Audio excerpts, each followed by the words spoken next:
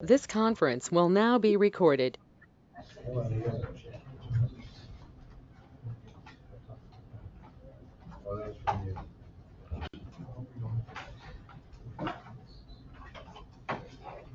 Ready? All right. Call me yours. I'll stand for the pledge. Pledge allegiance to the flag of the United States of America and to the republic for which it stands, one nation, under God, indivisible, with liberty and justice for all. Open for prayer. Church. All right. Oh Lord, as we gather this day to do the important business for the people of the village of Owego, grant us wisdom, compassion, and understanding. Amen. All right, first thing, a little bit different, we got a public hearing on local law for video conferencing. Do we have anybody here for the video conferencing public hearing?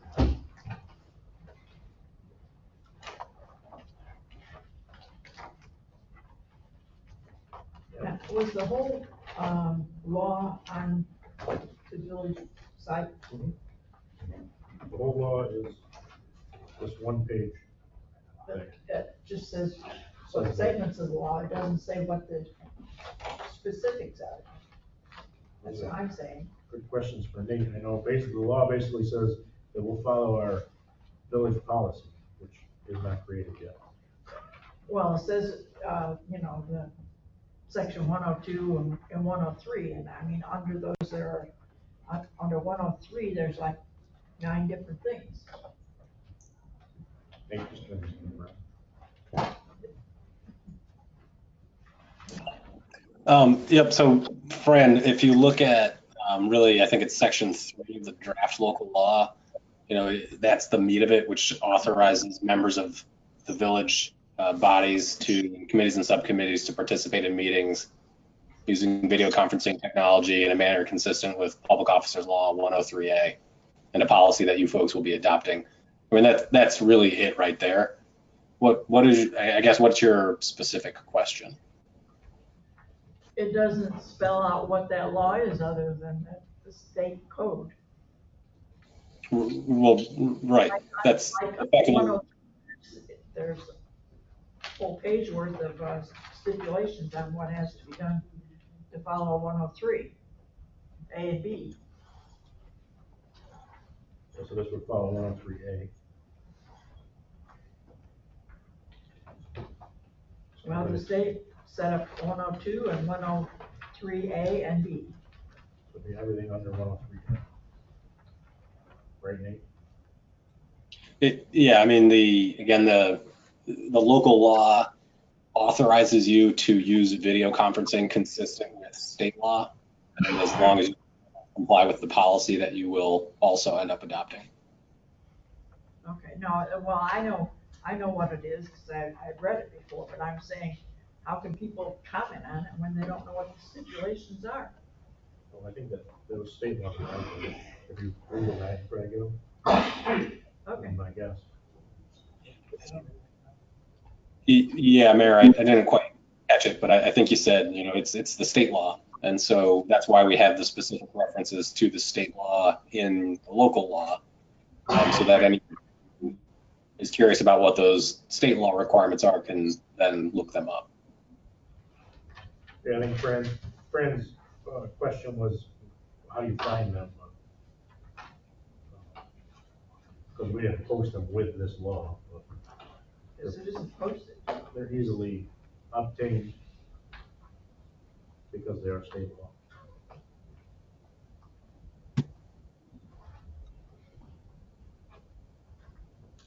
Rusty? Are we in the middle of public hearing? Yeah, it's a public hearing. Okay, when the public hearing is closed, then I have a couple questions. So do we have anybody for the public hearing for video conference? Close that. Big clock says 7:09. Real clock says 7:07.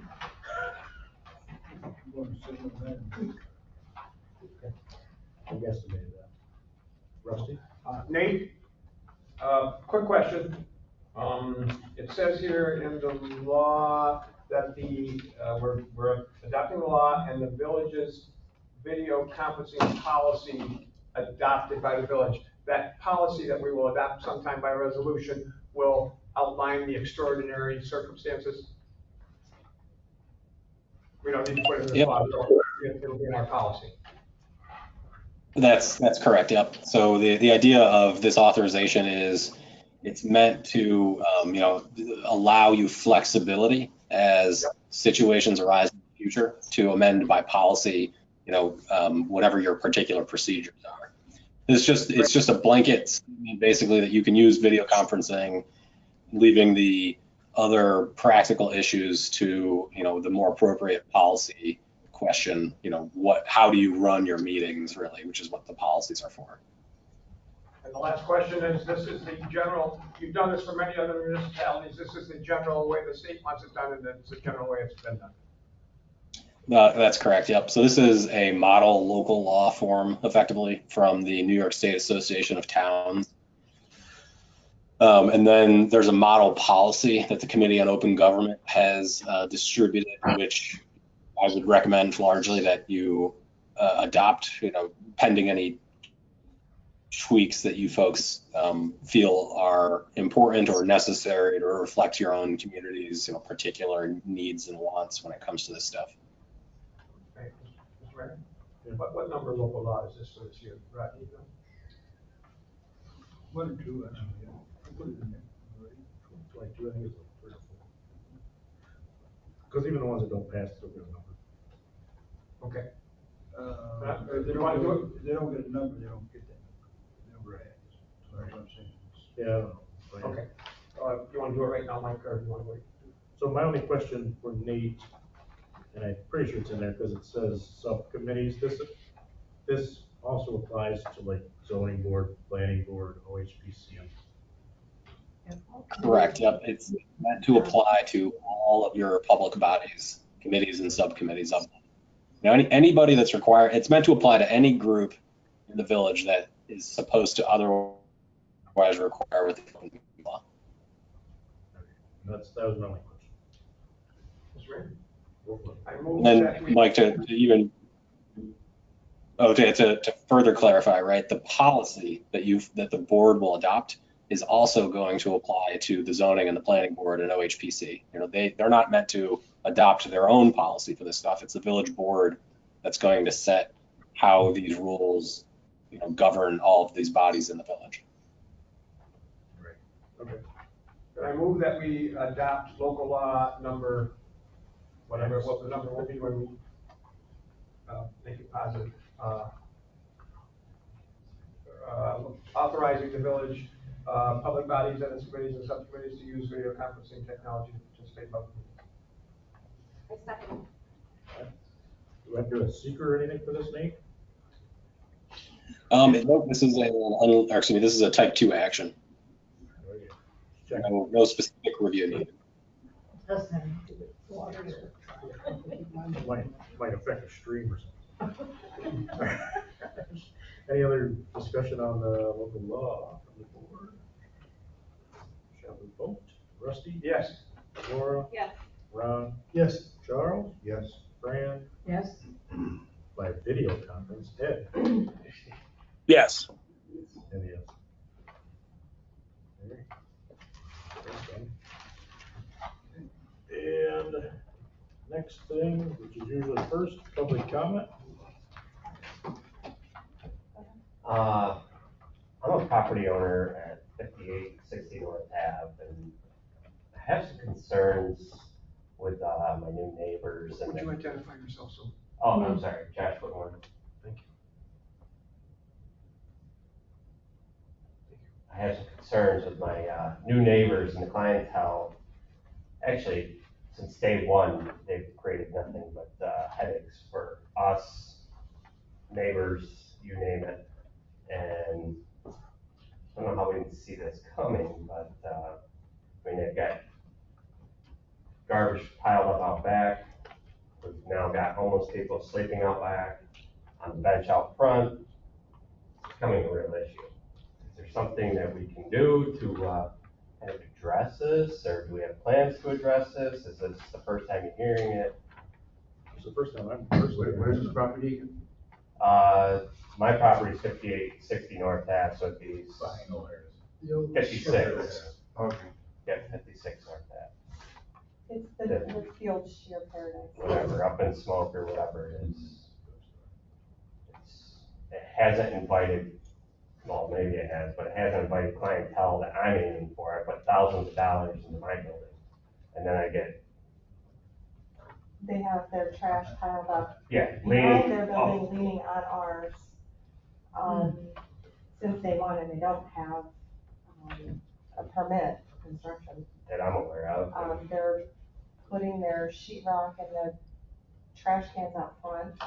We have a homeless guy now living in the pile of trash behind the building that leans up on my building. And when he's not there, he's sleeping out front, and if he's not sleeping out front, he's in the vape shop next door.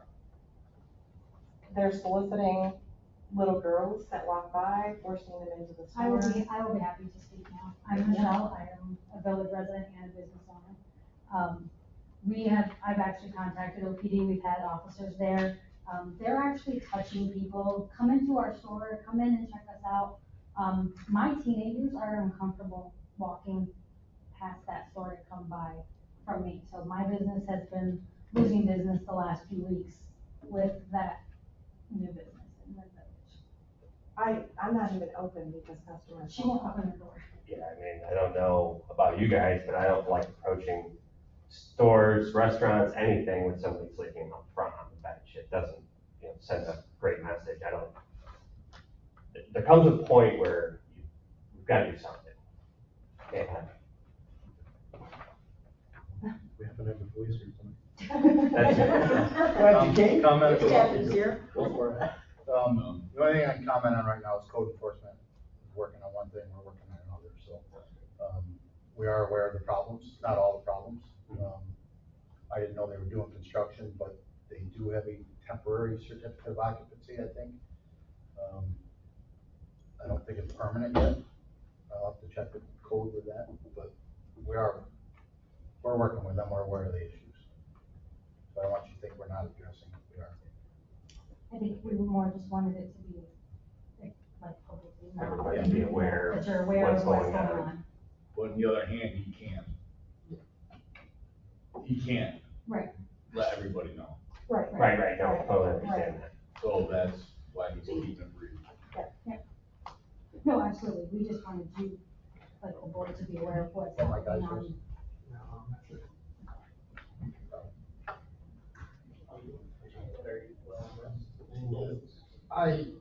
This Saturday alone, there's a lot of 30-second sales going on. Take that what it's worth. And I saw probably 10 or 15. Right there, people that are registered.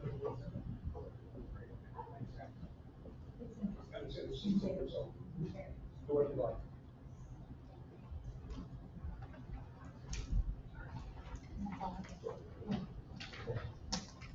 That's it, we really just wanted to make you aware, voice our concerns. North Ave is hard enough to try to build up a reputation there. We do not need this tearing it down. Yeah, it's the wrong reputation. Right. We're still fighting that stigma that is there. Yeah, work with these guys. Between police and code, we figured out. Thank you.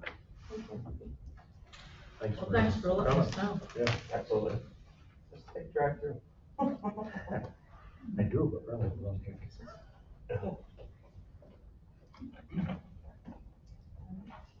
Okay, thank you. Thank you, guys. See you guys. Any other public comment? Oh, yes. Chicken stack. That gentleman they're talking about is also sleeping over by the side of the Presbyterian church too. Yeah, I called about sleeping in front of Bob's place last week. But my complaint is, from the Presbyterian church, this is one thing. Got a woman who parks out there 8 o'clock in the morning in the 3-hour parking zone. Sits there till 8, 9 o'clock at night. She's sitting on the steps of the Presbyterian church. She sits Indian style in the middle of the sidewalk. She'll walk down in front of that new store and sit. And the car sits there all day long. Right there on North Ave. Right on North Ave, and I can tell you who it is. All I gotta do is say Grace. Yep. It's every day. I watched her this morning, 8 o'clock in the morning.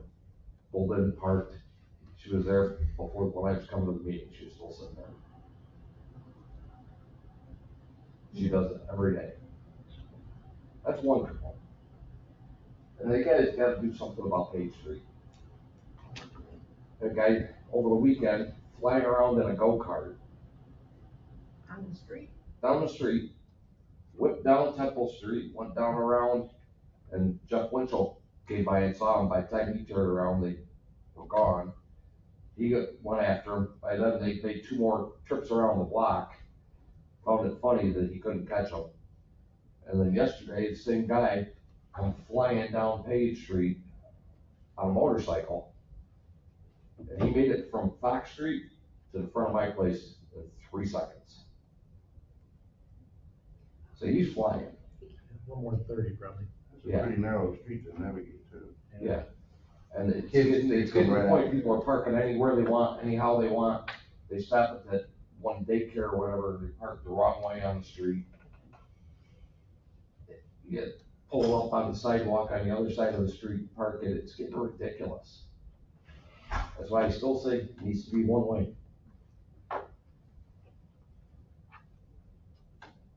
I think that's all I got. You get another chance at the end. Huh? You'll get another chance at the end. Well, I already talked to Fred about the trailer sitting down on Spencer Avenue. The construction trailer sitting on somebody's property on Spencer Avenue. It's, Just real quick, for us to be able to do something like Officer Winchell maybe came around a corner or something, but we need a phone call so we can get guys over there when this is going I was standing right on. there.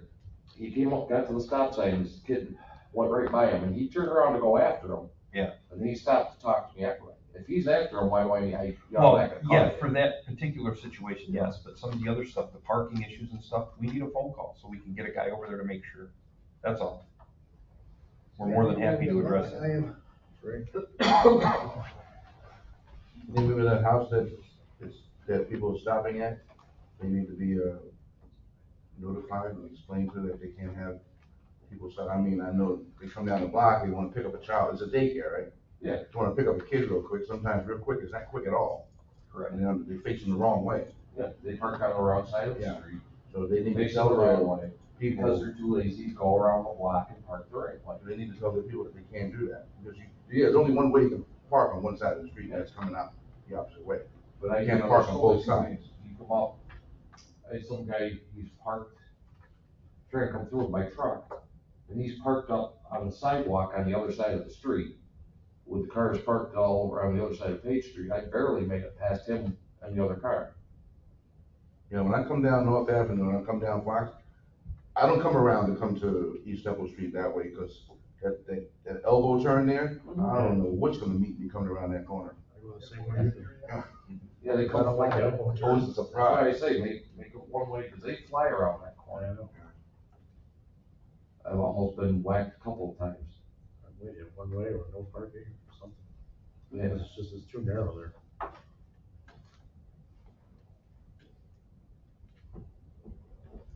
I think that's it.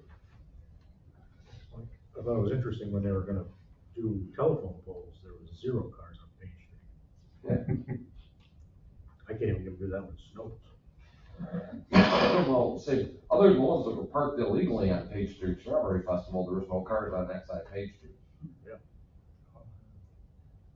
So they found somewhere to put their cars. It's amazing. That's a real nice street when there's no cars on it. Yeah. Well, it's easy to get down there with 2 vehicles. Right. So anyway. Okay.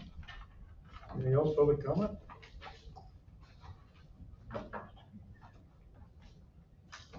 Is there anybody on the online with public comment?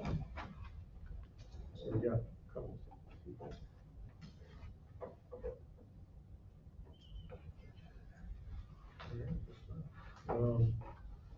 Rusty? Could we, go, not with the agenda and do the, officers now? We're gonna do it 7:30. So long as they're here. They're here, can we do them now? Are they all here? They're in the hall.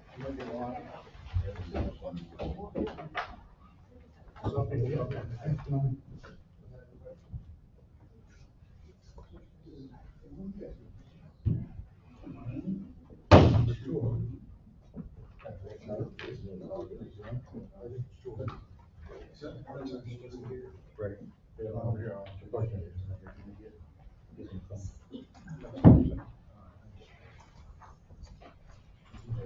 Parker, is your family? Come to talk to you. How are you? Good, how are you? Good. So this is Justin Ketchum, Nate Aurelio. They're both gonna get sworn in tonight as full-time police officers. They'll both be attending the police academy August 8th, and they'll start with us next Monday to get acquainted with everything. So, You step up here, Robert? Yeah. You are? Justin Ketchum. Justin. Hi. Right, Justin. Do you solemnly swear that you will support the Constitution of the United States and the Constitution of the State of New York? And that you will faithfully discharge the duty of full-time police officer, Village of Owego, according to the best of your abilities? I do. Sign again. Thank you.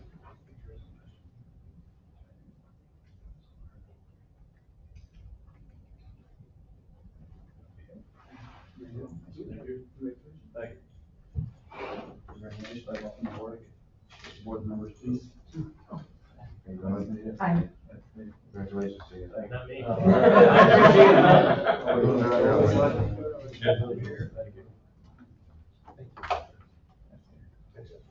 Okay, Nathan, you're next. So, Nathan Aurelio, do you solemnly swear that you will support the Constitution of the United States and the Constitution of the State of New York? And that you will faithfully discharge your duties as a full-time police officer, Village of Owego, according to the best of your abilities? I do.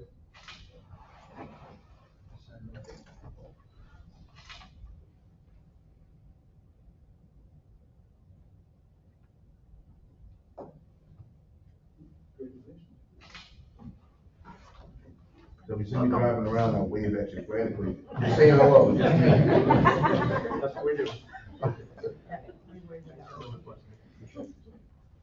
Hey, don't forget your chief.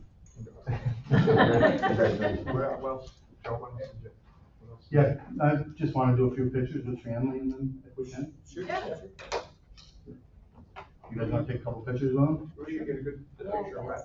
We can, you can get in there too if you want, or if you don't want, or however you want to do it. It's too late now. And maybe the entire board can get a picture also. We got a good spot to move back here, maybe. We got a lot of blank walls. Yeah, we got lots of.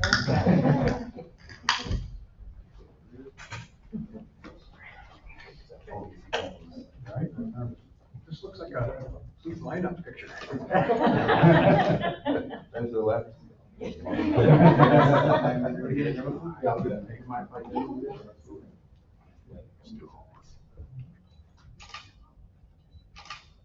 How about one with the mayor? Yes.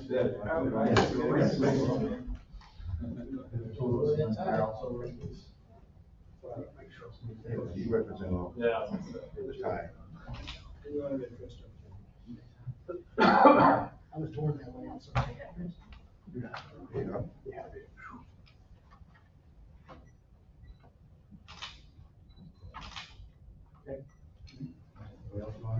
Hey, you want to come over? Why not?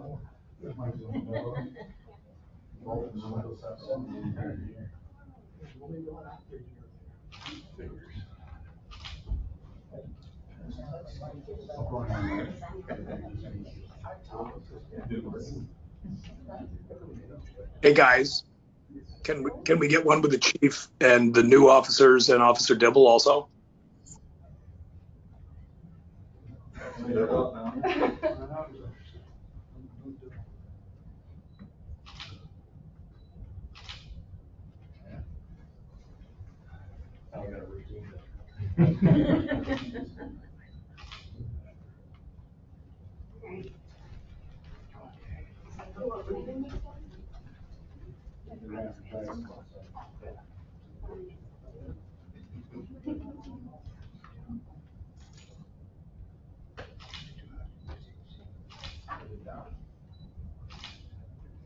So I don't get to say who makes the paper when the picture comes out.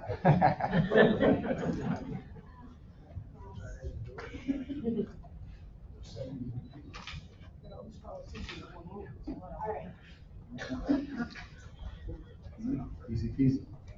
Did you do one with both of them and you and all of us? Yeah. The board? Yeah, the board. Charles, wanna bring your cane over, please? All right, I'm good. You got it? I got it. You got it, bud? It's just like a security blanket. One triple.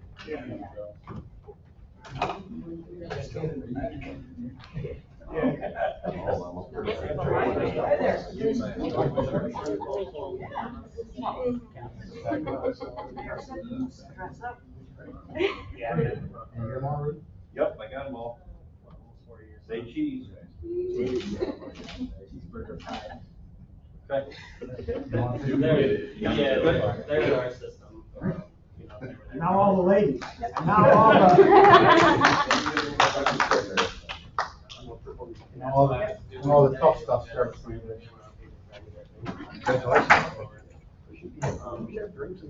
I know that was the plan, but some things got changed. Don't remember Years years ago. ago. Yep. Yep, nice to meet you. Nice to meet you. Joey's brother. Right, I haven't met you. Yeah. Yeah, no. Always nice to meet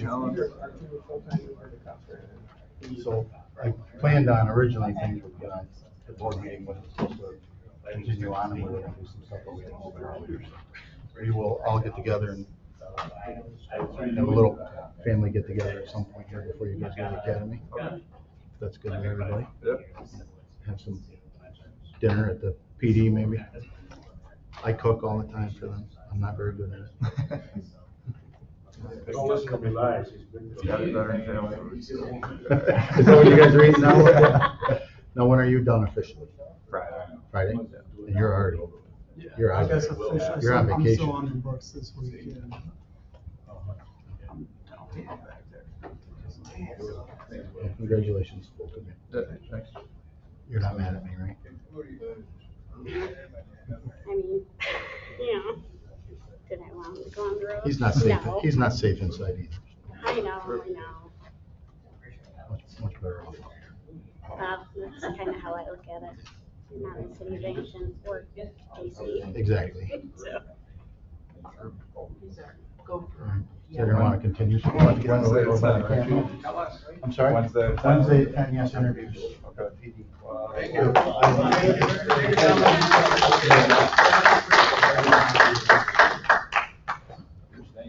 I'm sorry, but I have to leave also. If you guys need anything from me, Rudy don't have it. Actually, Rudy's leaving too, but I have some things I gotta take care of. No problem. I don't think we have anything to do. Details of long night. Got some things I gotta take care of in the basement. See you later.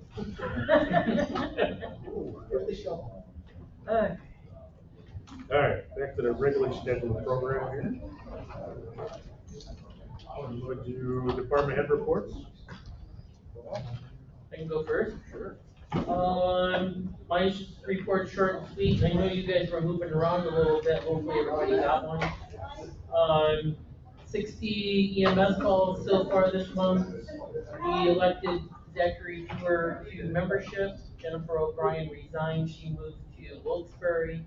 The vehicles, the one ambulance that was out for radiator replacement has been done and is back, and 33 is in service.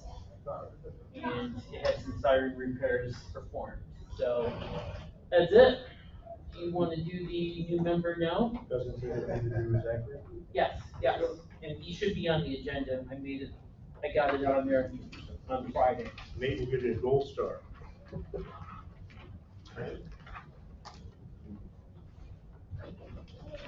There it is. I gave a copy of the application to Ron, but Zachary Dewar, he is interested in driving as needed, and he is actually a doctor, so they'll be good to have around. Yes. Wow. Yes. Yeah. Good to have And, Dr. call. It's good to have. Yep. Yep, he used to be he used to drive ambulance in, or used to be on the ambulance when he lived in Canada. Yep. Okay, I make a motion that, we nominate Zach Radure as a volunteer for the EMS. Second. Any discussion about him? Thank you. Rusty? Yes. Laura? Yes. Ron? Yes. Charles? Yes. Fran? Yes. And Ed? Yes. Yes for me. And I have one question for Mr. Morton. Did you get my email from this morning, sir? I don't know if I did. Okay. If you don't have it, send me an email, please, and I will resend it. Okay. It's the one that you sent to Robin. Ah, very good. Yes. Okay. Thank you. Okay. Anybody have anything for Paul?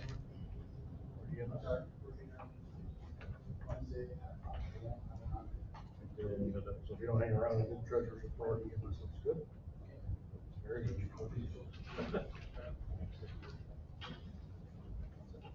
Ready?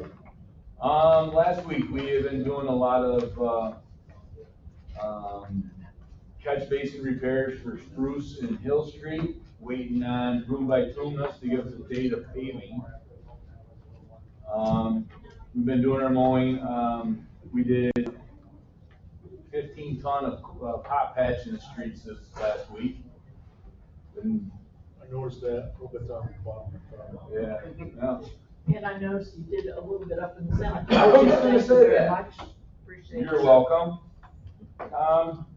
So, and we did some trimming of trees, but this fall, we're gonna be coming through and, a lot of little low branches on the streets that are getting kind of too low, we're gonna be trimming. Get that all taken care of. Met up with a new, street sweeper today. Does exist. It does exist. The one in the town. It's a good place if the town's taking care of Custody. it. It's a machine that, you better be very well experienced with. Not for the amateurs. We trained on it today. We were 3.5 hours there today. Oh, wow. Yeah, this thing will do everything but blow your nose. Does it come with a PlayStation controller? Yes, it does. It does. Actually, it does. Will it blow the dirt past the sidewalk into the? She says it has so much CFM that it'll pick blacktop off the ground if you don't use it right. It'll suck the blacktop. Here's the other kicker to this. So the blower, depending on which way you blow the air, dirt, Exhaust. you take your pick which way you want to blow it. Oh, So we're gonna use it for leaves? you can use it for the leaves, you can use it for everything. Go homeless people. Shot back, everything. The only problem is that, if it's dry dirt or if it's Wet. dry leaves, you gotta put like 3 inches or 4 inches of water in the bed of it. Cause it sucks, the water will suck the dryness and not blow it back. It's a pretty interesting machine. It's very big. Fit down our streets. That was my question. So I think Wednesday, I had a meeting with the county and the town of what the shared purposes are gonna be. But it's pretty nice machinery, and they have 2 guys that are going to run it. But we have to work out the bugs of when, where, and how, and registration and stuff to that effect. Yeah, right, how do those guys get paid? Yeah, but I told Hank today, I was like, I mean, let's face it, they're gonna be using it 80% of the time, because they're gonna use it for the catch basins and everything, so on their catch basins. Where we don't need to do that, because we're doing it through the sewer. Yeah, with a back truck. They're gonna be doing it for everything, but there's 2 guys, so I'm hoping, and that's another thing we have to put on the agenda or talk about it, that the streets on Front Street, stuff like that, we're gonna have to do something about parking least one, every other week or something, we have to shut down Front Street. They have so we can sweep it. Should be no parking there at night, Right. Really? hypothetically. Yeah. It's really the business. And then like North Avenue in front of your guys' businesses, there's cars there and it's gonna be shut down. That'll be a good habit to get into, and that way it'll work right into the winter time, and then those cars can just keep them moving. Yeah. Maybe try and get people used to Every other week. start enforcing it. We just gotta work with the county, Village of Nichols, Town of Owego and us. It's the 4 shared services. So we'll just have to work something out, but yeah, on all the business districts, we're gonna have to get a game plan to get vehicles out of there to clean the streets. This thing will tow it. This thing will tow it, yeah. Supplementary income. Yeah. Very nice, Nice. That's good. very nice. Very nice. Anybody have anything for DPW? Sure, we got some stuff on the agenda here, but eventually. Let's see, police were here, fire, I got a couple of things. You got anything, Rusty? No, I did not speak to Jim today. Okay, so he just texted me while we were in the meeting. He's over getting ready for the fair. And what he texted me was their fire department banquet they're gonna have at the fire department pavilion inside of Martin Park there. And he would like us to give them an alcohol permit for September 24th. So we can have alcohol in the pavilion. Can we get open bar? We usually get invited. Yeah. Support about What's the date again? September 24th is the thing. So they're gonna have the banquet right there at Marvin Park? It's September 24th. That is a Saturday. Saturday.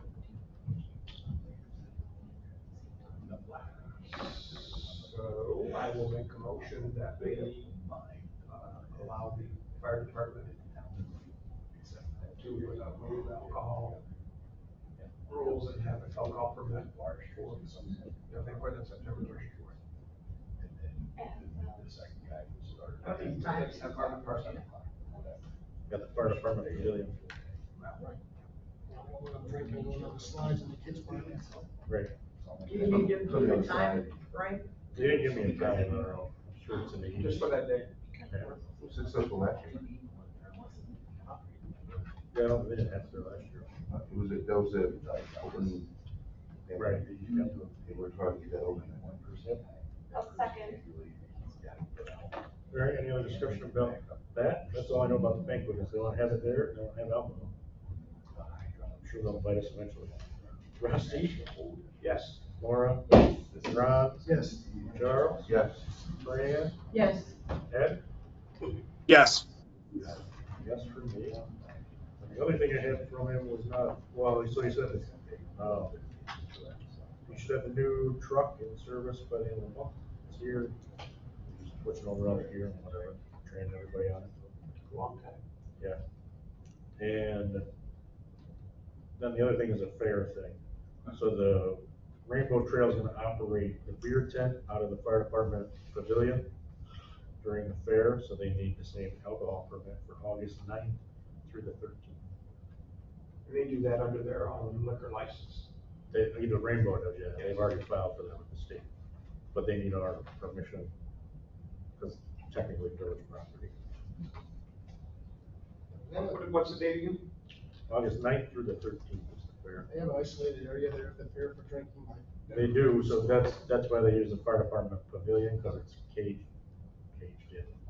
Well, do you also know that the part of the grandstands is gonna be part of that now? Yeah, they caged it in. Don't they just have a separate, it's not in the grandstand, it's a separate little, Correct. a little piece of, All the bleachers. it's a piece of bleachers, not the grandstand, it's a piece of. No, bleachers. just the bleachers still left. That was part of that. They fence Part of the beer it. Part of their. Yes. So I'm gonna make a motion that we allow the That's actually the Rainbow Trail. Rainbow Trail Operates it. to We waive our alcohol liquor rules, we allow Rainbow Trail to,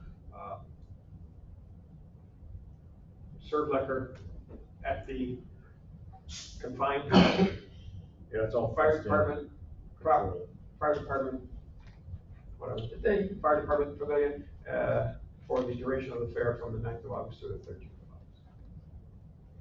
I'll second that. I guess no discussion, anybody who hasn't been over there, the fire department's been working on it, and they got a little section of bleachers and they fenced it all in, so you have to get into their pavilion to get to the bleachers. So, it's a little addition this year, so you can get a beer and watch the demo derby or something.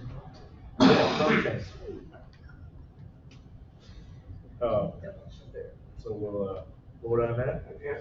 In the discussion of that, and of course, that meant, just what it said, that it's on that particular piece of property, they can't have it Right, within the fence. Just that. Yeah, you can't be walking around the fair with a beer. Rusty? Yes. Laura? Yes. Rob? Yes. Charles? Yes. Fran? Yes. And Ed? Yes. And yes. Fred.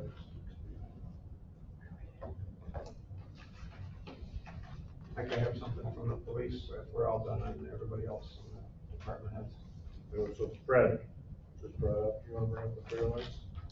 I don't, there was two of them. They're on my desk. 10 of them. There's 10 of them. Lights, the big LED lights that they wanna put over there to light the infield. Infield and part of the parkway, what do they call it, the parkway between the. Where the midway is. Yeah, the midway grandstands all the way up to pavilion 2 of the OPDs. And they want us to buy the light? Mm-hmm. Who's gonna put them up? Correct. Permanent fixture, wants to do what?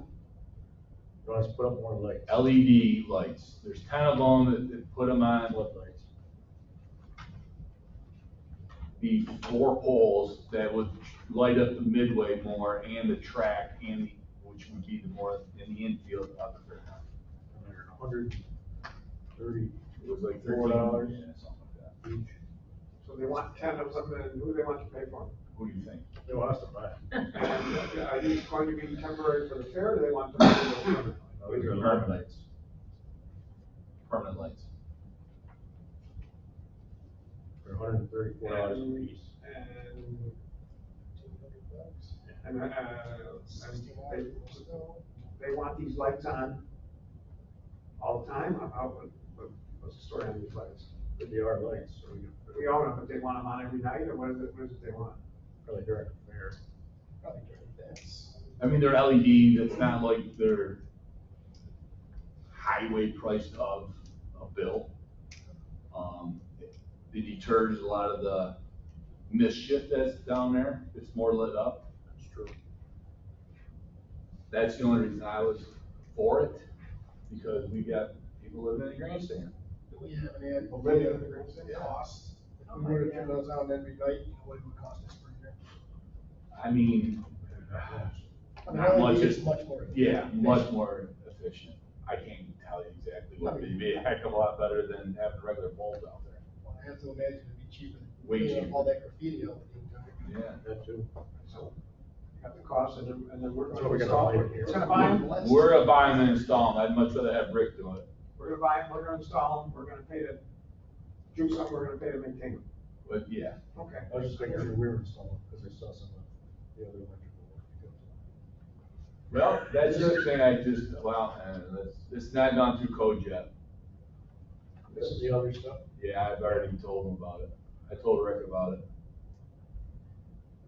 And this is part of the spirit of cooperation with the Fair Board that they want to have with us in participation and cooperation. I'm not talking to you, but I might you say something about it. Part of that spirit of cooperation that we're seeing here on. Just make sure they have that cooperative experience there. You know what I'm talking about? I do know, Yeah. that's my question. So. Well, here we go again, they put in 6 parkings for the campers, did they ask anybody? I have no idea what you're talking about. Exactly. Tell me what they did. They put camping spots in and hooked up to our water. Where? If they're on their property. On Harvard Park property or on agricultural property? Their agricultural property. and why are they looking? Yeah, that's another discussion we gotta have, because their agricultural barns, 4-H barns, horse barns are on our water. I don't know if Electric. Nate wants to talk about it, but something's gotta be, I believe that they should be given, I don't wanna say this to be nice. I think that we've gone and bent over backwards for them or for anybody else that's wanted to use the village, and they always reap the benefits and we get absolutely nothing out of it. I'm not saying we're raping anybody, but we put a lot of time and I put a lot of guys on to make stuff clean and forever or any events, and we get nothing out of it, and we need to make revenue for the village, not spend. It's taken away from the other responsibilities. Correct. I would be, once again, always have a recommendation, I would be interested in having a conversation with the fair board before we, and I know they want these lights for the fair, but there's still Which some is time. understandable. There's still some time between now and the fair. I think we should have a conversation with them about territory, about propriety, about cooperation and participation before we do this. I agree. So we're gonna table this, do we have? We're going to table it because we're taking no action, we're not going to take the action. I'm just saying what's gonna happen and how I presented it to the fair board myself. I think it's wrong. It's no different than the monster trucks. It's no different than anything. Service. I'm not saying we need to rate them, but I mean, a little bit of a help would go a long ways. A conversation about cooperation. Amen. Yeah. I mean, they can take some of their winnings and We're not the professional workforce. yeah, and help. I agree. But I'm not just saying the fair committee either. No. It's various entities that do the same thing. We pay, and we go further in the hole. Just take some other stuff that needs to be. This is bad business. Well, it falls down to the minimum tax base that we have, and we're already But that's stressing. that's what I'm getting at, and then we keep giving and giving, and it gets worse and worse. They still want cooperation. So that's what we're doing. Yeah, we need a meeting with them. I do have two things I Oh, want I'm to bring up ready for it. about Marvin Park, so this might be the time. One of those toys. I don't recall, I'm looking through all my minutes, I don't remember if and how we gave permission to the ASAP to have their children's picnic, on the 30th of July. We might very well have done it, I just couldn't find when and how and where we did it. So if they just rented a pavilion, we don't do that. DPW manages that. Okay, because I was told that they have the whole park. No, it's just a pavilion. For the VFW? The VFW Yes. Kids Children's Picnic. It's just that pavilion by the bathrooms. Okay, I wanted to, make a motion that we, if we haven't allowed them to have their affair there in whatever way, I wanna make a motion that we do on the 30th of July, and that we allow them, yeah, that's coming right up here. I'm all Saturday. And that motion also says that we allow them to park cars on non-parking places in the fairgrounds. Because our law says, that's the motion. Now, the explanation Not is. the infield, right? We need a second. Second. You're talking about in the infield too? It doesn't have to be the infield, but they do play around in that track with hay rides and this and other stuff. I don't necessarily want it to be the infield, but our law says if you're not, it's time for us to start paying attention. Groups that we want to cooperate with, you can't park any place in that fairgrounds unless it's a designated parking place. You can't park on the infield, you can't park on the grass, you're gonna have a circus, you can't park your cars up and down the grass everywhere without permission, because you can't, it's against the law. So that's why I'm making this motion that we allow them to park on areas that are not necessarily designated parking spots. Now, if we don't, I don't think people should be parking in infield hardly ever. Weather permitting. Well, of course, well, I mean, they're gonna have the thing weather permitting, so. I understand that, but parking, I'm just saying, I'm not saying now because it's hard, but the ground gets soft, people out there, and now you're already tearing up the And field that we maybe, can plow. maybe what or we mow. do, maybe what we do on, down the line on this is we have a couple of different areas where we designate this parking. You could do this particular parking. In fact, I want to do that. So generally the parking will be over where we have the fair. Not in the infield, but over where we have the fair on that grass over there between the dike and the grandstand stuff is where I want if I we just had. don't want my grass, period. Well, I'm hearing you, but if we don't let people park on the grass someplace, there's almost zero parking there. We just have to decide all that stuff. Would you amend Yeah, your motion? Let them hear. Okay. Would you amend your motion to say, non-designated parking spots to be marked by DPW? That's a lot of trouble, but I'm just Put it on saying. my shoulder, some I got a way. lot more. Just, you could even say it verbally to them, but like in some way that you. Right, I mean, I would amend that motion to non-designated parking spots. I have no problem taking care of that. Weather permitting. As per the permission of the DPW. Yeah, I'm fine with that. Okay? Yeah. So he can say it. Can we get all that permission for the picnic in case you didn't give it to him? Yeah, so what we're saying is, before they have that picnic, they've gotta go to the DPW. Depending on where we determine what we're parking at first. Depending on his permission, if he doesn't talk to him and give him any particular guidance, then they're gonna park where they park. Yeah, otherwise, he's in charge of where they're gonna park. And I don't know, because Rusty said about the infield, but if it's hard enough and dry enough, I have no problem with them parking there. My only issue, if there's heavy rain and it's been raining for 2 to 3 days, I'm not gonna let anybody park on the grass. We want to protect the park. I don't wanna. That was the intent. I don't want fixed tires. That's the intent of the motion. Okay, we're good then.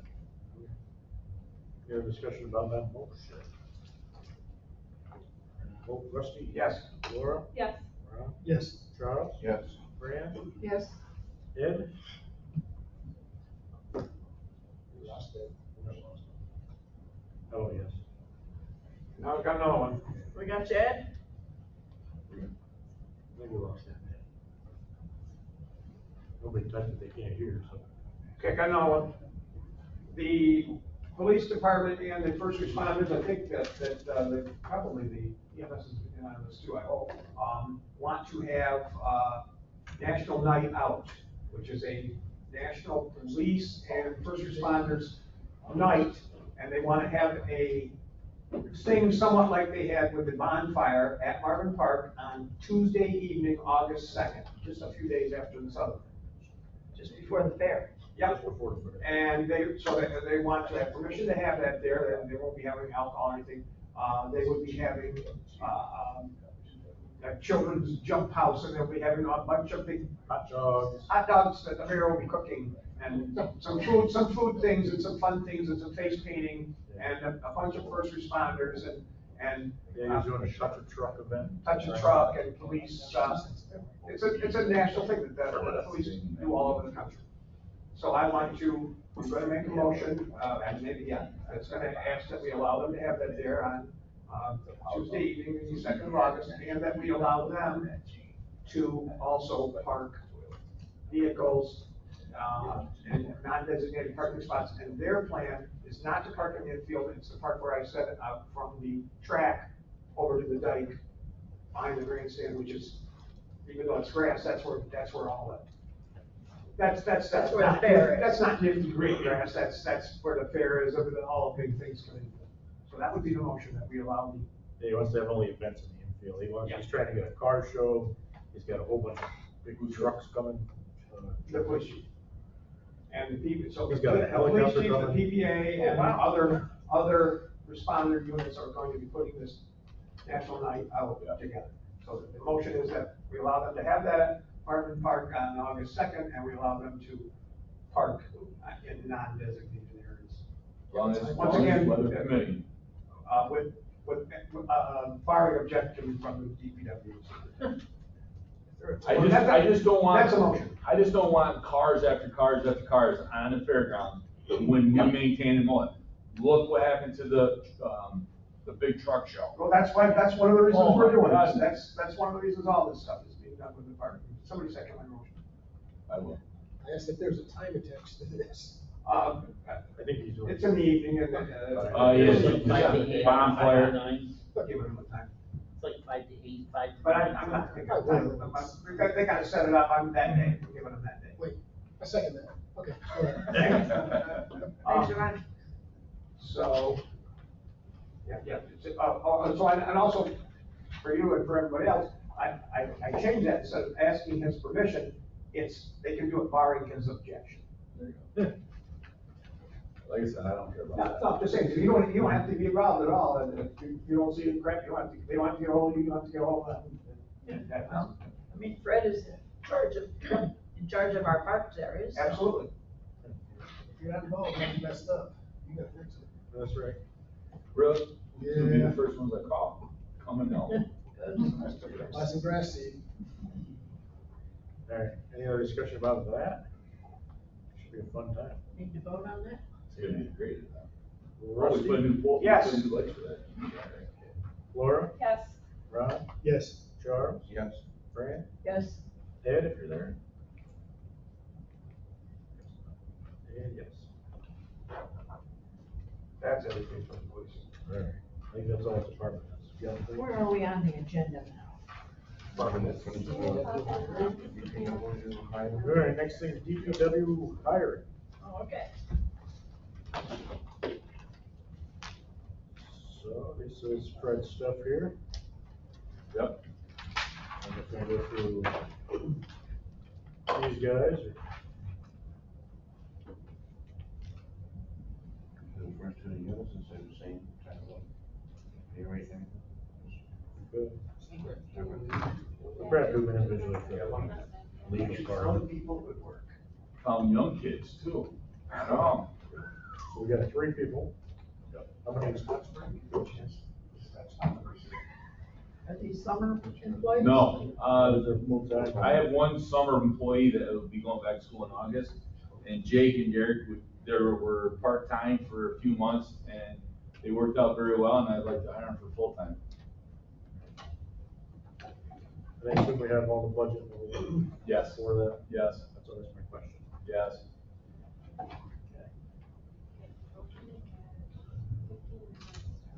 So I'd like to make the motion to approve the hiring of Jake, was it Toten, full-time as a motor equipment operator, MEO, as of August 1st, 2022, at a rate of $15 per hour with an 8-week probationary period. Second that? And you said these guys have worked part-time over the summer? These two? Yes. So that's the reason for the short probationary period. What's that? I know that's the reason for the short probation. Yes. Because we've already kind of tested it out. Yep. They've been here all summer and before summer a little bit. I will second that. Somebody. Brandon. Keep beating. You can do the next. Thanks. Any discussion on Jake? So we'll vote. Rusty? Yes. Laura? Yes. Ron? Yes. Charles? Yes. Fran? Yes. Ed?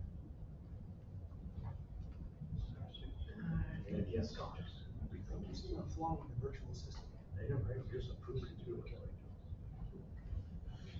Here, we got 2 more. All right, so the second person, I have a motion to approve the hiring of Derek Judson, full-time as a motor equipment operator, MEE, as of August 1st, 2022, at the rate of $15 per hour, with an 8-week probationary period. I'll second that. Is this the third one for? That's the second. Any discussion on that? Rusty? Yes. Laura? Yes. Ron? Yes. Charles? Yes.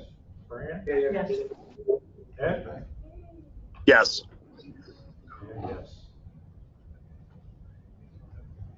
All right, we got 3 more. And third, I make a motion to approve the hiring of Justin Keckmeister, full-time as an auto mechanic as of August 1st, 2022, at a rate of $20 per hour with an 8-week probationary period. I will second that. Any discussion on Justin? Where is he from? Whoa. He has the same probationary period, you know him? Yeah, I know him very well. He's a Chrysler Automotive Well, tech. So we're going by your judgment on the sheriff probation. I'm friends with him. Okay. If that's the guy. Oh, that's it. That might be a very good guy. Ron, we're selling all our Fords and our Chevys. And I knew he was coming, I didn't know if he had already worked here in some capacity. No, he has not. Any other discussion? Vote on Justin. Rusty? Yes. Laura? Yes. Ron? Yes. Charles? Yes. Fran? Yes. Ed?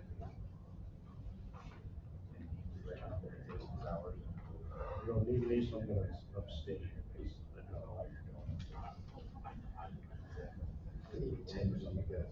Huh? All right, so that's all done.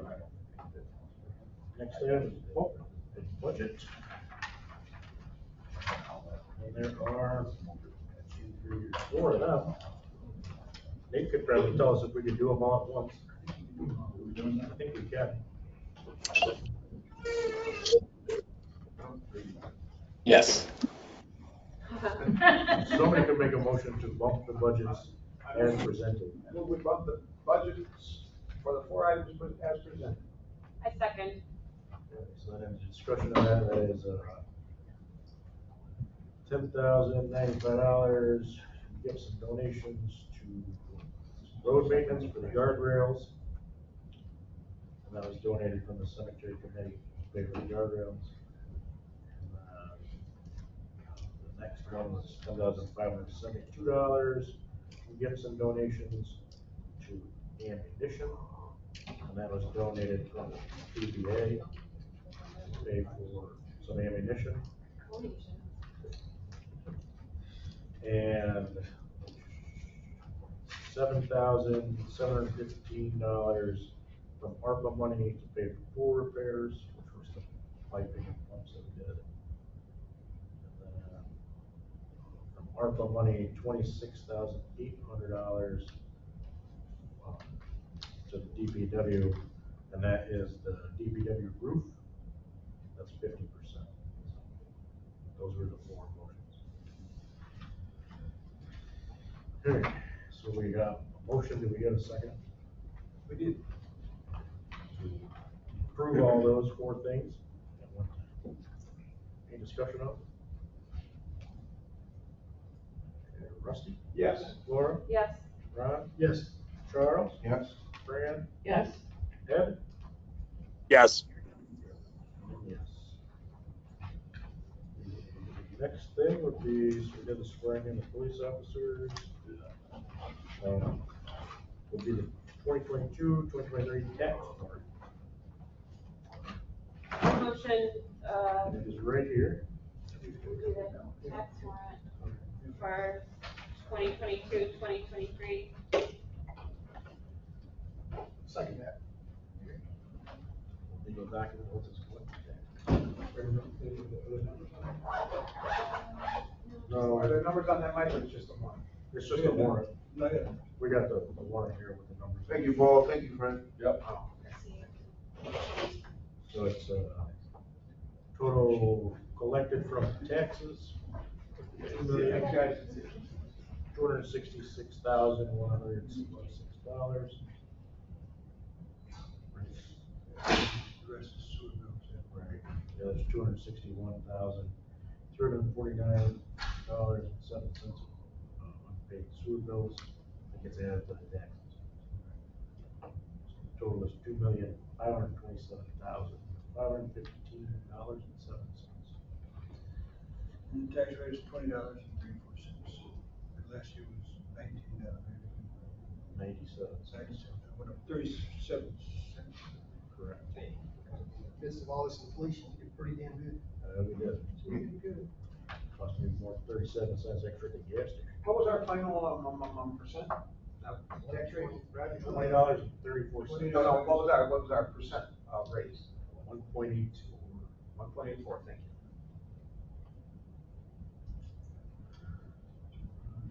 Shall we vote on that? Rusty? Yes. Laura? Yes. Ron? Yes. Charles? Yes. Fran? Yes. Ed? Yes. And yes.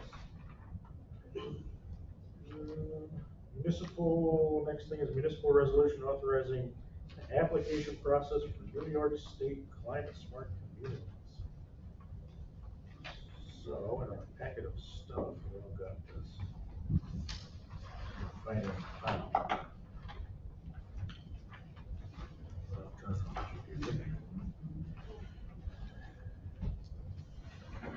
So this is a grant. There it is.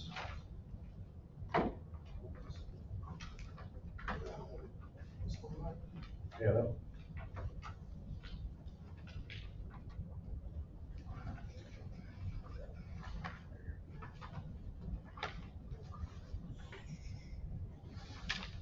So this is the grant that we've been talking about, climate smart communities. We've had a couple presentations on at the last meetings.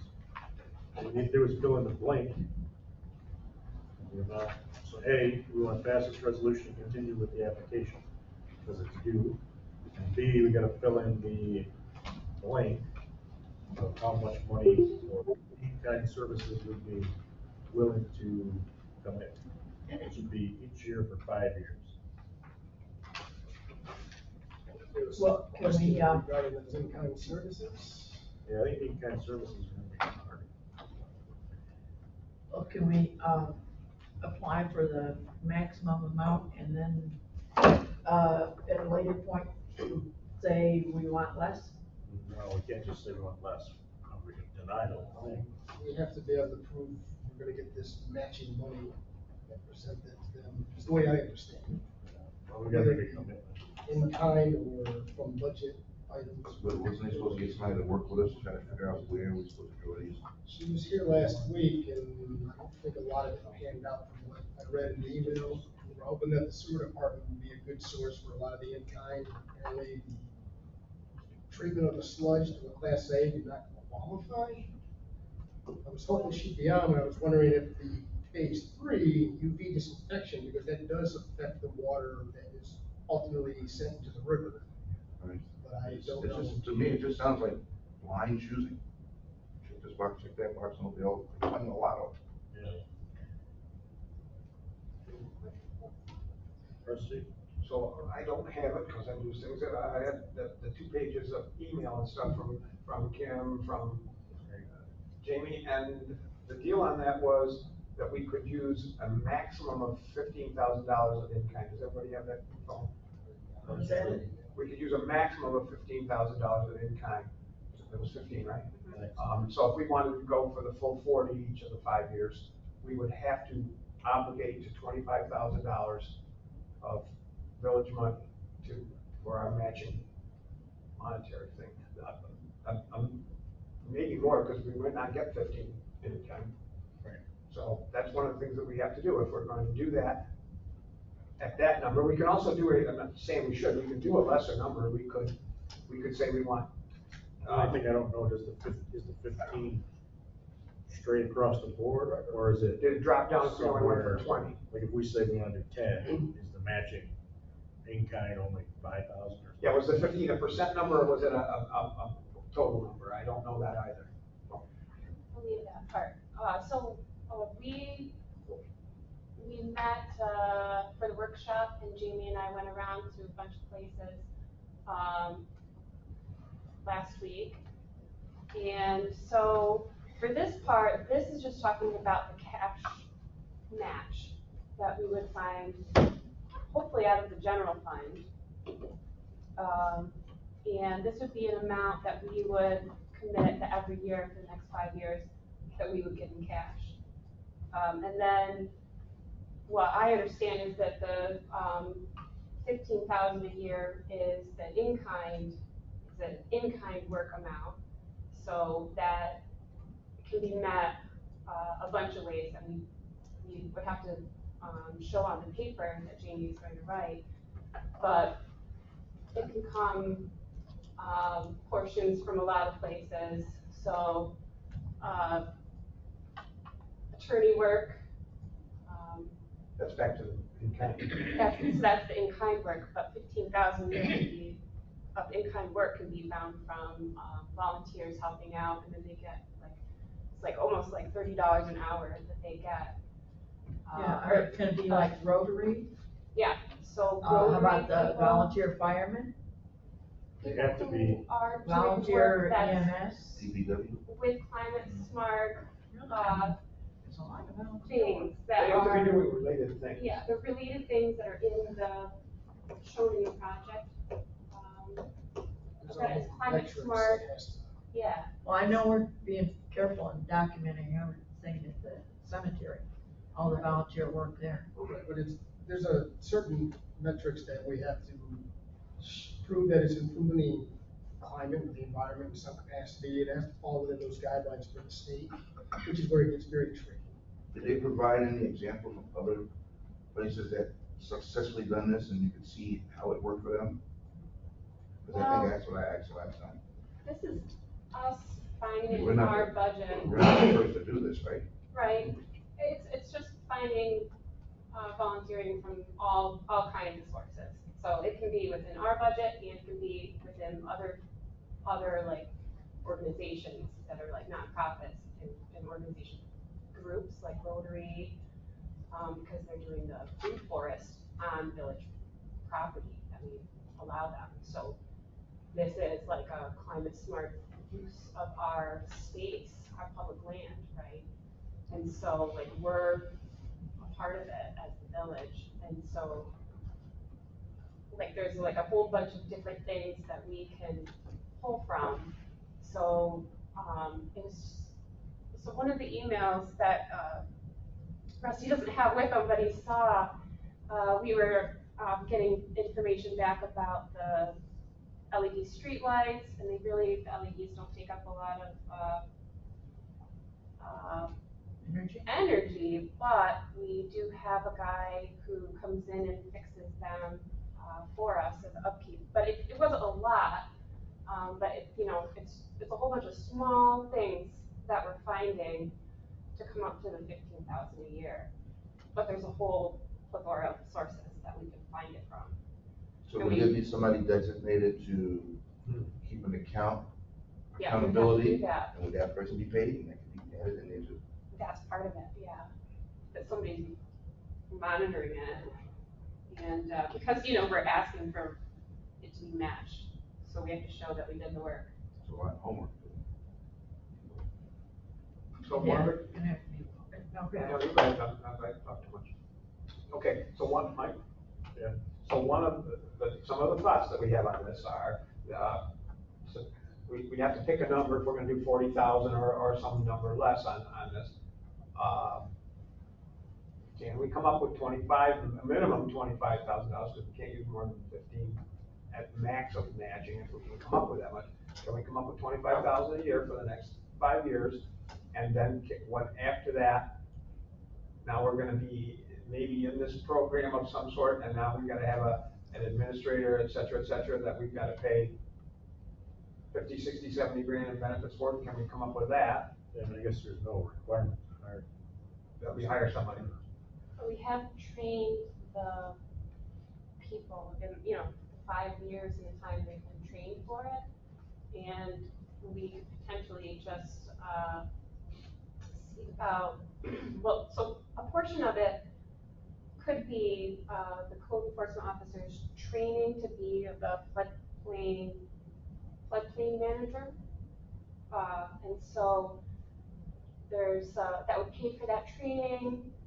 And then, This is still within the 5 years, so I'm talking about after the 5 years. well, but then it's like, potentially somebody in the DPW as a secretary or as an assistant would go from part-time to full-time in taking on more hours. And so we're hoping to try to, get a job out of this. Part-time for somebody who's currently there, or to hire somebody that has multiple things, like could be a grant writer / assistant that's doing, If you double that with a grant writer, it'd be smart to have a good grant writer who pay for themselves in 6 months. Oh, yeah. Well, we have the part-time DPW, I mean, well, not DPW, the code enforcement clerk. So could, So I mean, But maybe we don't have that it yet. person, they're not hired yet, We're not hiring them. but I mean, maybe that position could become full-time and they would take care of the other. Fall within the capacities of it. Right. That's why we have Jamie that who will be leaning on, because we really don't know what those capacities are. This is all uncharted water. So I guess the real question is, how much money from the budget do we commit for 5 years?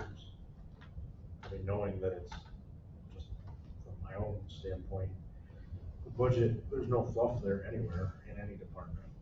So I don't know how much money I could say, yeah, we're gonna commit, you know, how much.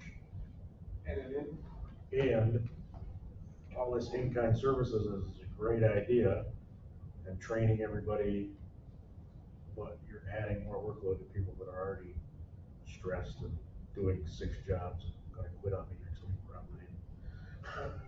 We do have the, Well, I mean, what can we do with the money from this grant? We can do climate smart things. it's very limited. The money from this grant, if we did this $40,000, if we did a whole bunch of in-kind, but we're talking about the kind of tricksy little thing that the in-kind is stuff we already do that, and we're just gonna use it as a part of the in-kind. But the emails, I don't think that's true. But but anyway, the 40,000 that they're gonna give us is all gonna go to this firm Right. for helping us do these things, set these things up, et cetera, et cetera. We're supposed to set up programs and train people to do these grant, like try and get us more grants and do things that are like get us into the CRS or other climate smart, like get us grants for charging stations or whatever. Which is all good stuff, but I don't, who are we gonna do this? Now, I'm not taking a position again, but because this is just a talk and back and forth and gotta look at all these pieces. So as we do this, and this has a degree of importance, if we have money, does that money need to be spent to hire people to just do the village work that we have now that we can barely get done with what we have now in the budget now? Does that money, if we had money to hire somebody, does that money need to pay for that cops grant guy in that 4th year for $100,000? Does that money need to buy somebody so make them crazy? I don't know where that money needs to go. Like we got the cops grant, we got 3 police officers that the 4th year we have to fund. I mean, just saying, this is important, I just don't know. I don't know, it's hard to make a commitment, a long-term commitment for a big chunk of money. I'm not saying we shouldn't do it, you gotta think about it. I just know there's no fat anywhere. There is no guarantee of a payout to this. That's No, my yeah. own concern too. In the perfect world, we would have things set up in place that we get the CRS. and Yeah, everything. what can we do? Things change from year to year. I mean, this is a 5 gamble, years. in my opinion, It is. but we also have 60% of the village who has flooded previously, and so we have to understand the capacity, because I'm one of those people, my house is flooded. I don't live on, East Temple Street. So back to the discussion of it, so Yeah, obviously, it's crazy. if it was all available and it was simple, we would want to do a maximum amount of money, get a maximum amount of grant money. If we did this for a significantly smaller amount of money, would it benefit us at all? Would it be too little? Would it not, make it worth their while to help us in the manner that they want to help us and hire them? What? we'd still do it for the smaller, but no. Like if we did We like- don't have to do the maximum. If we did like 10,000, something like that. If we did, 10 cash, out of the budget and then the 15,000 a year for matching. But you're making the assumption that 15 is just gonna be floating in there and it's not gonna From have the a problem emails at I all. saw, that 15,000 to match is gonna, or the in-kind is gonna be hard to come up with. Yeah, from what she had sent out. You gotta basically assume we're gonna pay that all cash, because, I mean, she sent out like, oh, even if you charged, volunteers for this many, hundreds of hours, it's still only like $3,000. It's like 10 hours a month. Yeah, it was like 29 something dollars per hour. Paid like 3,000 a year Some that for me, right? for one person. Yeah, well, I know, I mean, like, And it's still work that has to be done, like somebody has to do There's this. gotta be an annual basis, which we have to be able to use this in kind every year. I'm assuming they do an audit every year, I don't know if it's every quarter or 6 months.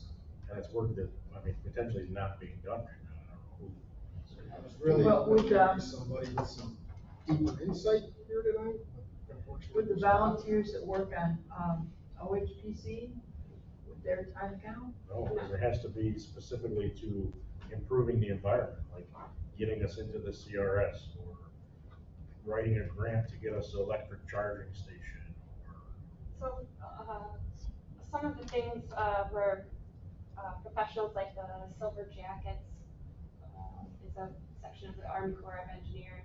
So they were gonna be asked to help provide some of the educational training. And so if they came and did that, that'd be part of it, that we would get credit for their training hours. It's that if that makes me nervous. Well, I guess we can think of 5 or 6 or 7 things to do right now today, but 4 years from now, when we're gonna be struggling to come up with that 15 grand for sure. That's how you get What's the deadline on this application? Next week. Yeah. Like it gets sent the 29th or the 30th. But, you know, at the community garden, that they're pulling hours all the time in summer here. And, you know, they're doing a lot of work What constantly about the over there. master gardeners? So you're saying we're already doing all this stuff without this program? What we're doing is finding what we're doing that, That can- that like, we're already doing, like stuff we're doing at the wastewater treatment plant that we're not getting credit for, that's good for the environment, and then we're just using that to say, okay, these are the hours for that, like, our employees are putting towards it. Like, we're shifting up stuff and moving piles over there. So I'm gonna guess that we haven't been keeping a tally of what has been done Yeah. the last 4 years. DPW Because if we can had, see if then we know exactly what we can use. So we haven't, if it was a program or anything, so We've never had we a wouldn't need have kept to. it. Right, but that's, I think it's, Yeah, we haven't been thinking about the things in that aspect, but we've been. but we know it's there to a certain capacity, but not We just have to exactly. show. How much is there if we don't have a number in front of us to make a decision Right. within a week? That's the problem. We could have a special meeting just for the budget portion, finalize that. We still gotta find these numbers. Put everybody's heads together to come up with a guesstimate of what was done. So, I mean, if they offer us a grant, can we find it? They won't offer it until we officially tell them we have this much money to match. Okay. And there's still no guarantee we'll get it, it's very likely, but they won't do anything until we put money up front. I think we just gotta assume that the money we're gonna put up front is gonna come from the budget. Right. We don't know this exactly, but part of it is, we're gonna promise that we can have, we have this money and we can have it. But I don't know that because we don't know, I don't know that we're gonna promise that we're gonna do it, we're gonna promise we have the money to do it, and then later can we say, yeah, we have the money to do it, but we don't wanna do it, we don't wanna accept the grant, we don't wanna do it. We don't know that. It's Nate to chime in, but it's not final till you sign the paperwork. That's true on that line, but we talked about that, Mike, about even if it's not absolutely final mandatory, you start frogging around with the state and stuff, and you ask them for grant, and you go out all the way, and then you say, now we change our mind, it doesn't do well for you. It doesn't do well the next spring. Yeah. Even if we can do it, it's. Say, yeah, well, you know, they never signed a contract.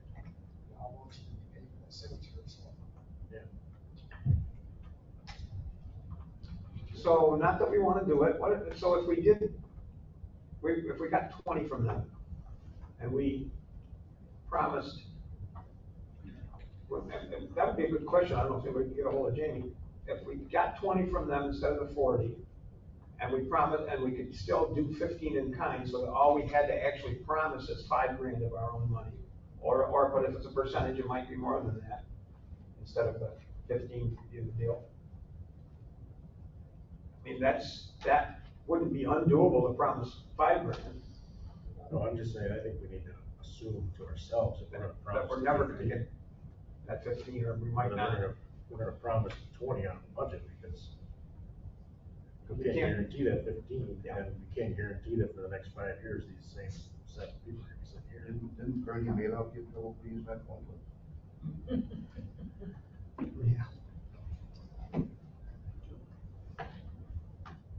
But once you sign that contract with the state, you're gonna pay them, whether you do it in kind or you pay them.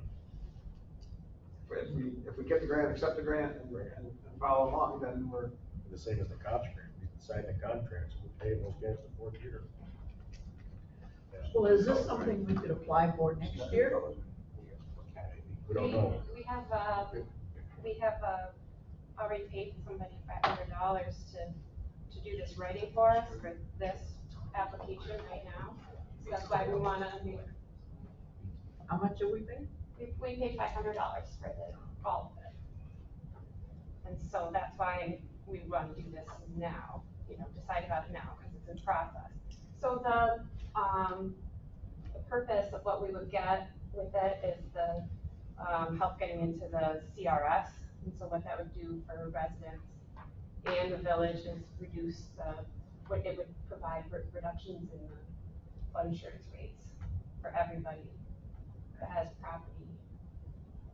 Isn't the licensed property still required to do something before we even consider for CRS Yeah, status? still in violation. Yeah, I mean, this would like get us into CRS, but this would Be a fund, nice bump. it would It's fund the the push. application process and all the. I think it would give us points towards that, whatever that means. Right. I am not versed in this stuff. I guess it would dedicate resources to do those things that need to be done to get us into CRS. Yeah, we get mapping and, We have somebody actually getting paid to work on it. yeah. Julie doing it on her free I time. mean, I love the idea of a grant writer slash this. There's a couple of grants and this is covered. Yeah. But we need to get that right person.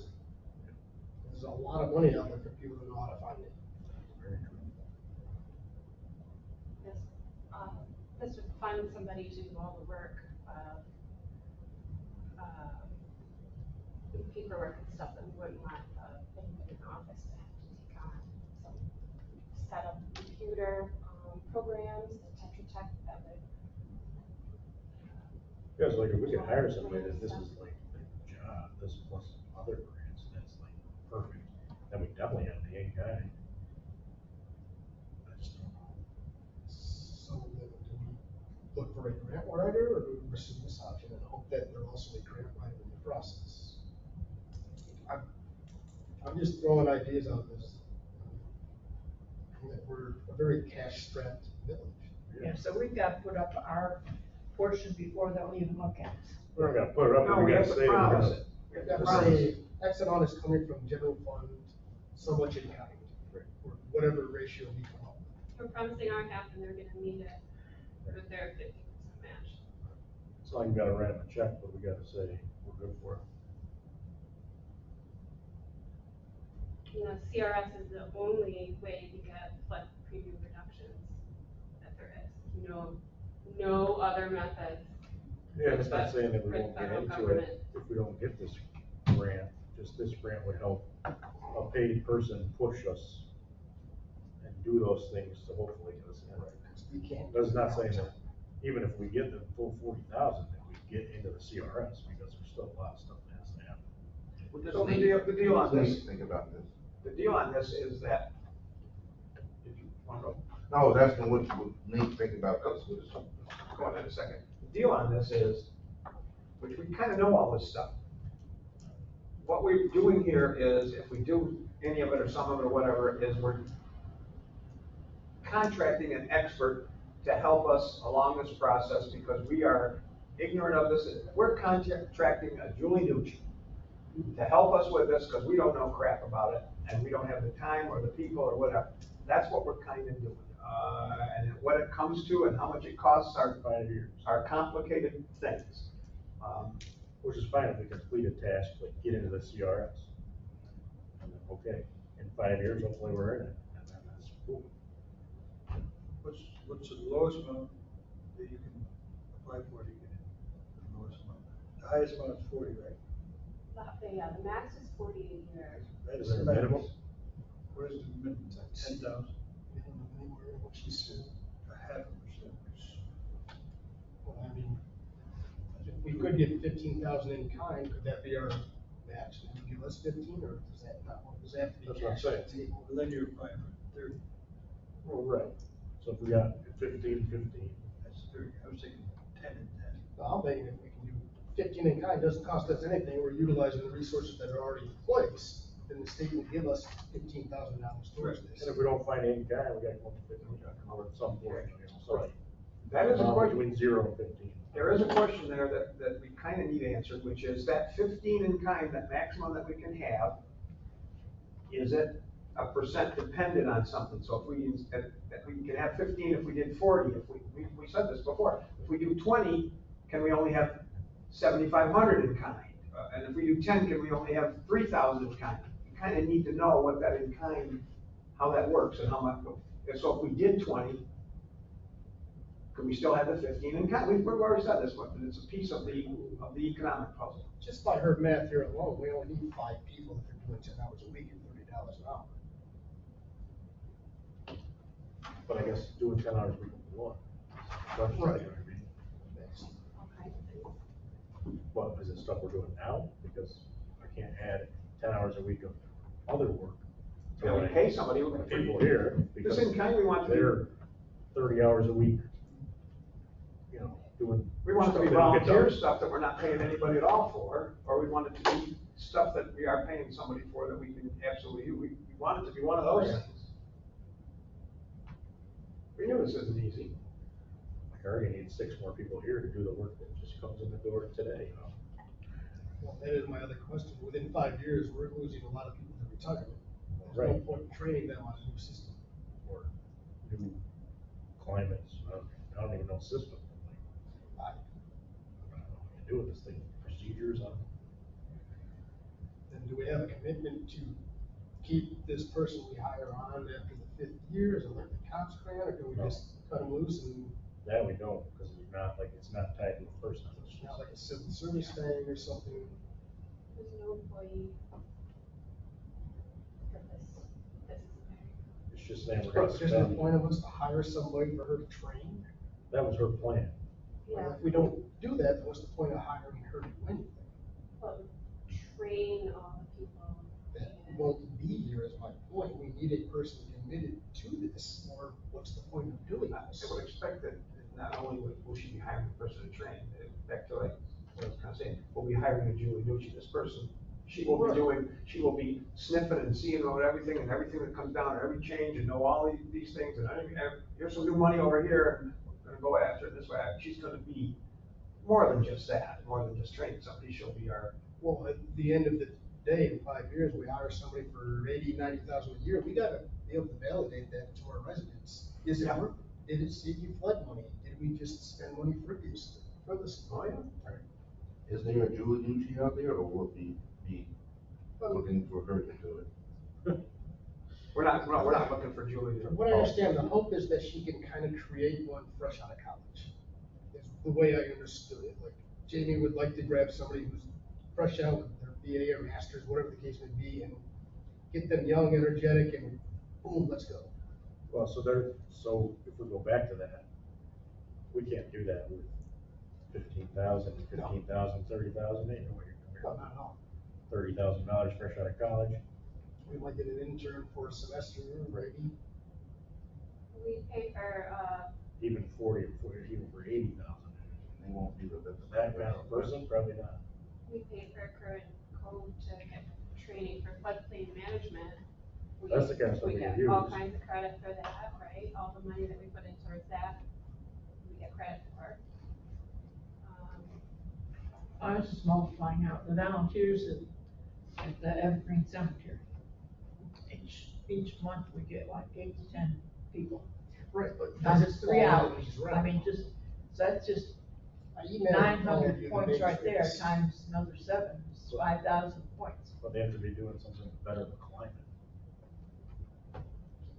Working on this, the cleaning up the cemetery, is that better than the climate? Cleaning out the ditches, cut down the shrubs? Depends how the state sees it. Not really. I don't know. Oh, well. Yes, forward to there. I mean, I would I think mean, if we don't know foliage what we're would talking keep about. the. That's just, Brad, you just said it right, we don't know what we're talking about. Oh, There's no doubt that we have a million volunteers in the village that do a wonderful job. We Yeah. just have to know if we can. which focus ones, that here. yeah, fit in there? I mean, we have tons of volunteers Oh, throughout the absolutely. I see like Master Gardeners almost every Yeah. day. in the Rotary and all. I guess that's not I guess my question is, what are we gonna do with the money? If, let's say we get it. It's not gonna be enough to hire somebody. If we don't do the max, I don't see how we can drive anybody. Even with the max, I don't know, but at this kind of, I don't know, those people I get paid. believe it's a rotating, like the first year, like Jamie's thing, we get the 40, then it slowly leaks down, and they get less and more goes towards. I believe. Whatever we implement. Right. Rusty? Can we do something? We made an error. Can we, percolate this in our brains for a few minutes and let James give his quick ERI report and get the heck out of here? Sun's still out. Let's get him out of here. Let's do that. Yeah. Talk about this some more. You You should got that have half said an hour that. ago, I wasn't. The plan was to get him to put in 15,000 to get out of here. Alright, so earlier we had This is our Alan's DRI growing up. committee meetings, which pretty much everybody here was here for all of them, so. Yeah, so I'm mainly gonna give you the highlights here of what, the direction that the steering committee is essentially pointing us towards. Starting with the art park, because that was most fresh in my mind. Essentially, what we've narrowed it down to is we need to, get Alon to give us a conceptual plan to make it a functional park and identify how much budget is left after that. There is a general consensus that most of the money will be used up just to make this a functional park of any nature. And then the question becomes, well, what are our options with the limited funds remaining from that? So we got enough there to get Alon pushed forward into that, and we'll identify some things following up on that. Into Marvin Park, the tennis courts and basketball court combination generally was agreed that there's not going to be enough value or money to redo the tennis court side of it, that we will, we're going to put a number to asphalting the whole surface rather than doing a tennis surface, which will also reduce the need for the 10-foot fence. And hopefully this will be money that we can add into other places that are shown as deficits currently. There was talks about a pickleball court potentially as well, but overall it was seen as that we have places that we can spend the money. We don't need to come up with smaller alternatives for that. The skate park was identified as a high-ish priority item. We need to be clear though that the current budget of 300,000 is not nearly enough. A lot of the funds that we've cut and saved ideally are going to be pushed towards the skate park, with the understanding that in order to truly make the skate park worth it, there's this number that we need to kind of hit on a sliding scale, because if we put too much money, if we don't put enough money towards it, we're going to end up tearing down what's there and getting something less than that, and we don't want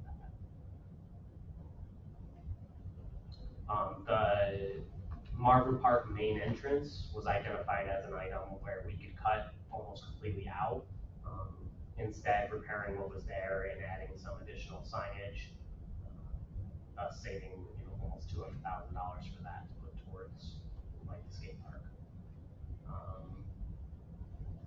The crossing at Canal Street was mostly accepted as is, with the addition that we need to clarify an additional pathway of some sort to link not only the pathways in Marvin Park, but a direct path to cross Canal Street and then go to the trail as well.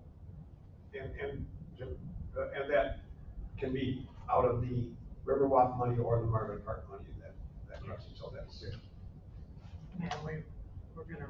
reduce the amount of money spent on the playground. Yeah, I haven't gotten quite to that part yet. Yeah. Sorry. So the trail enhancements, were identified as wanting a solid surface. The trail needs to be adjusted, so we're more, raising the trail up closer to the Jim, fitness. you're going from Marvin Park to the. I'll see, we talked about this as well. Okay. So Oh, since yeah, that's, the same. yeah, so since that's a connection, I still consider that kind of part of Marvin Park. As far as the budgets are set, each one of these items have their own budget. I'm kind of just going through the PDF that Alon has set up here. But as far as the trail enhancements, we're ideally looking to make a solid surface, but it's been acknowledged that you cannot truly connect across the dike or across the railway. As far as the design, we have to essentially see these as one-way trails to these spots and back. Little confusion there too. If we do a trail from Talbot down to the Black Bridge, that the trail is already there, and if we do a trail from the Teener League up to the Black Bridge or close to them, we are not going to take them right to the railroad track and encourage people to go across the railroad track. We would cut them off short and try to make it obvious that this isn't a one continuous trail. These are stop. But you said we couldn't go over the dike. We would actually absolutely go over the dike into the Marvin Park. That you said we couldn't do that. That's actually what we absolutely will do. So you can, same kind of deal, like you can have an opening there and you don't have to block people off.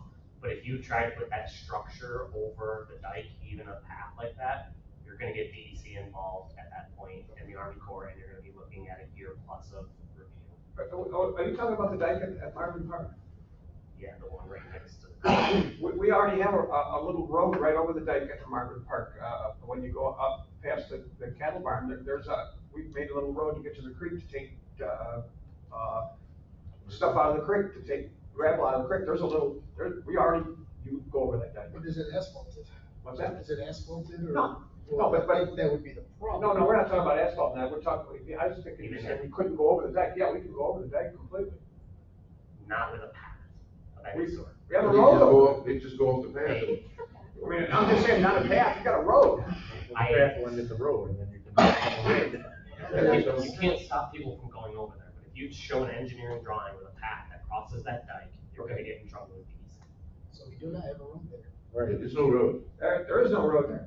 So that would be where the trail would end. It would end at the no road. The trail would end at the no road, and then people would just have to do whatever they do. So that's my point in saying the trails as designed end as a one-way path to and one-way path to back. Kind of created a cul-de-sac on each side. Yeah, and so the dike is convenient there, people can cross it, but I fought with DEC for 3.5 years to get a 10-foot sidewalk 5 feet away from a flood wall that was on the other side of the flood wall. They don't care about intention, they don't care about, desire, all they care about is whether or not it meets the criteria. We probably went down, there's a road there. Well, we own Livingston Park. Livingston Park is where the baseball fields are. That's the official name, and the village owns that, and that's where the official trailhead would start and return to. And then I can't speak to that, but I know that regardless of ownership, as far as flood control devices go and creeks and stuff, the DEC has easements and right of way across them. But I'm saying we don't have to have a trail that goes over, there's already trails everywhere we're talking about, right? And so if and the trail only goes from Livingston Park that we own, goes in and comes around, it doesn't have to officially connect anywhere to And that's what Marvin we would Park. be doing. That's what we have to do. Yeah, and then we Take it up to own, a spot where it kind of already, or sort of connects it. Yeah. There's 87 little trails over that dike. yeah, and then, Don't have to be official. so those trails run all the way along that creek, except for where the railroad tracks divide, right? And then at the other end, we have the sign, Village of Owego, Nature Trail, there's a parking lot there. So there's, both ends, there's independent things, so we don't have to have anything going over a dike. Yeah, And You're talking about the dike as opposed to the railroad track, two different issues. yeah, well, you don't have to go over the dike. Two different issues, but same solution. Like, Well, yeah, Yeah, same absolutely problem. can't play with the railroad track and the dike. There's no railroad. On the other side of the dike, there was talk about doing some of the exercise improvements. It seems like a nice place to tie in the existing fitness trail into the rustic aspect of the creek, where you can kind of choose which way you want to go, and it kind of acts as a merging point as well. How much money is in the trail exercise things do you have marked up? Currently, there's nothing. Trail exercise? Yeah, you mentioned But the exercise. what we're talking about is, if you've ever seen fitness parks with, Stations we can yeah, pull up. small stations, we're talking about probably a few grand in random things that get inset in concrete. They help you do planks, it's a pull-up bar, it's small stuff like that. That's no significant money, and that's talking about doing along the trail inside the Marvin Park, putting a couple of those things, not putting that. In Marvin Not Park. putting it on the other Yeah, side. it's on the Marvin Park side. Okay, all right then, yeah. No, not, so the way we envision it is you could go down the rural trail, cross the dike, do a small workout if you wanted to, and then join the regular trail, or vice versa. You know, start at the regular fitness trail, do your small workout, and then take a cool down walk down the path where you parked at the far side or something like that. The whole idea is kind of to get that intermingled. So then, if you really wanted to not do that workout section, you could just stay right on the trail, or you could stay on the fitness. But it allows a crossover there.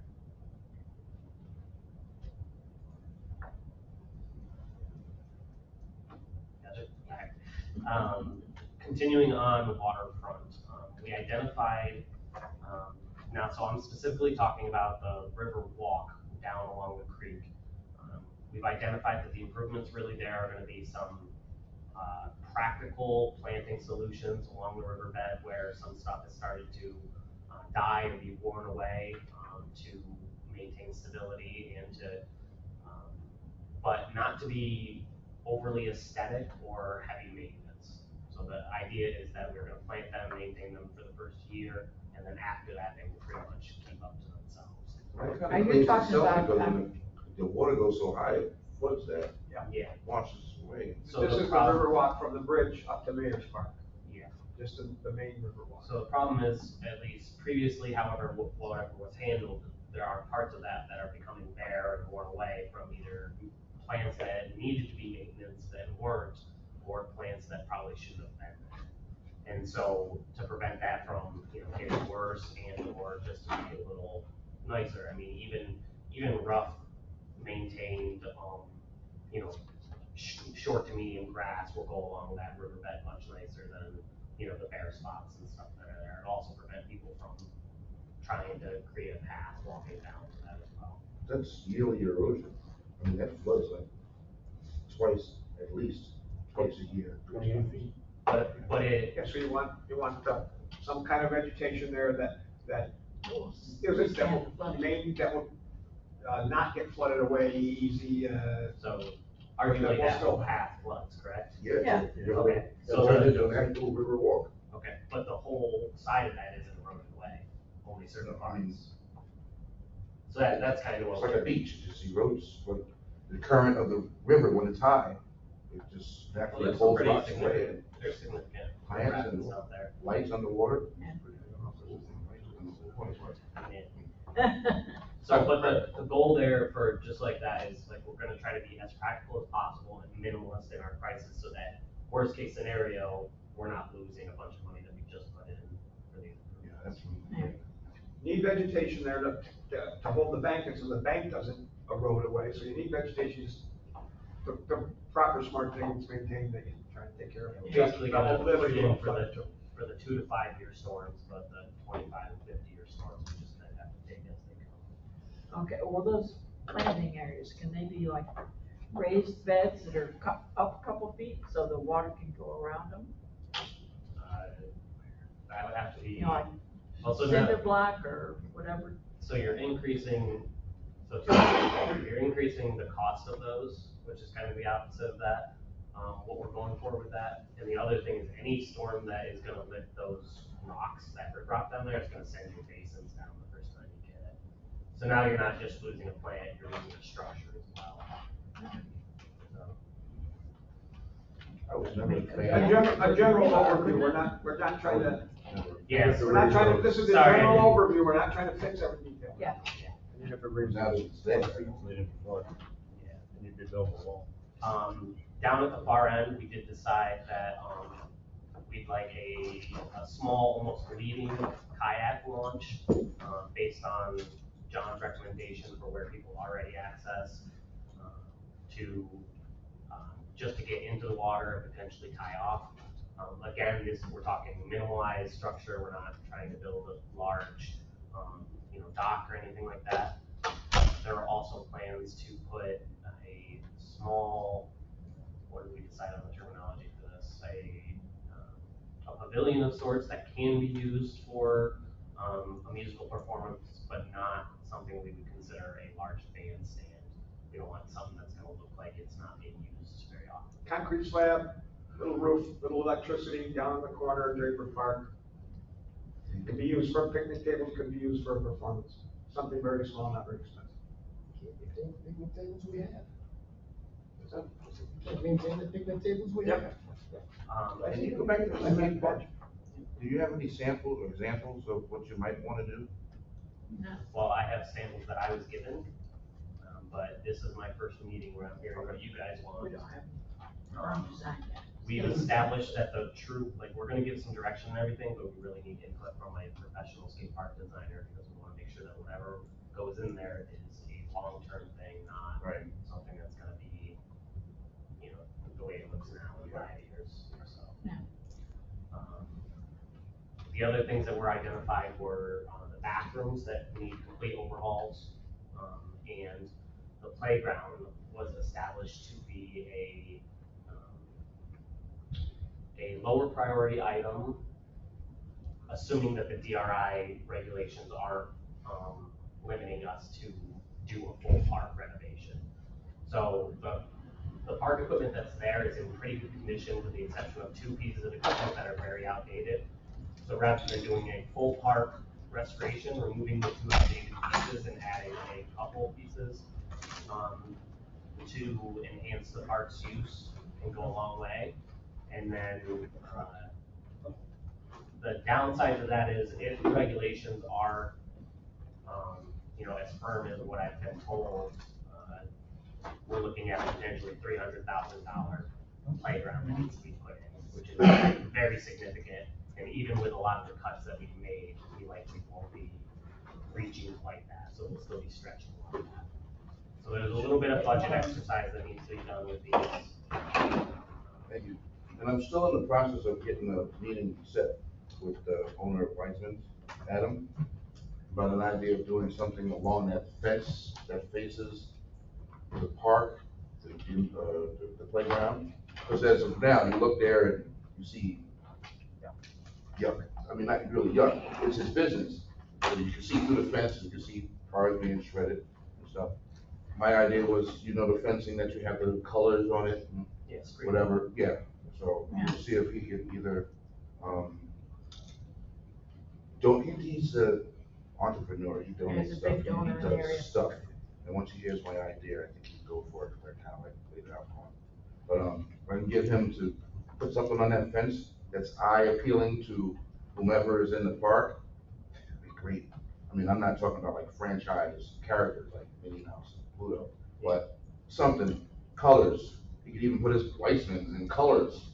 He can advertise and make it beauty all at the same time, whatever fits the bill. But just trying to enhance that. I was looking at that fence. Yeah, I would agree. I know what you're talking about over there. We didn't talk about fire station. Should I talk about fire station? Okay. So fire station wasn't part of the previous discussion as far as the board meeting, but essentially we've established that we have the budget for the roof, but not the clock tower. There's a decision being made based on the funding available, whether or not it's the best choice to try to use all the money plus a little bit of some of the other DRI projects to completely fix the clock tower, and then try to raise the smaller amount of money for just the flat top roof, which seems like a more direct choice, but Save the Clock Tower is a lot easier to fundraise for, even if it's a significant more than the fire station needs a new roof. So there's some decisions to be made for there. Either way, we're gonna be able to do one and not the other. We just need to commit to a timeline because those grants that we're gonna potentially go after take, a while to write and a while to get approved, so. The bulk of the roof leaking coming through the clock tower. Yes.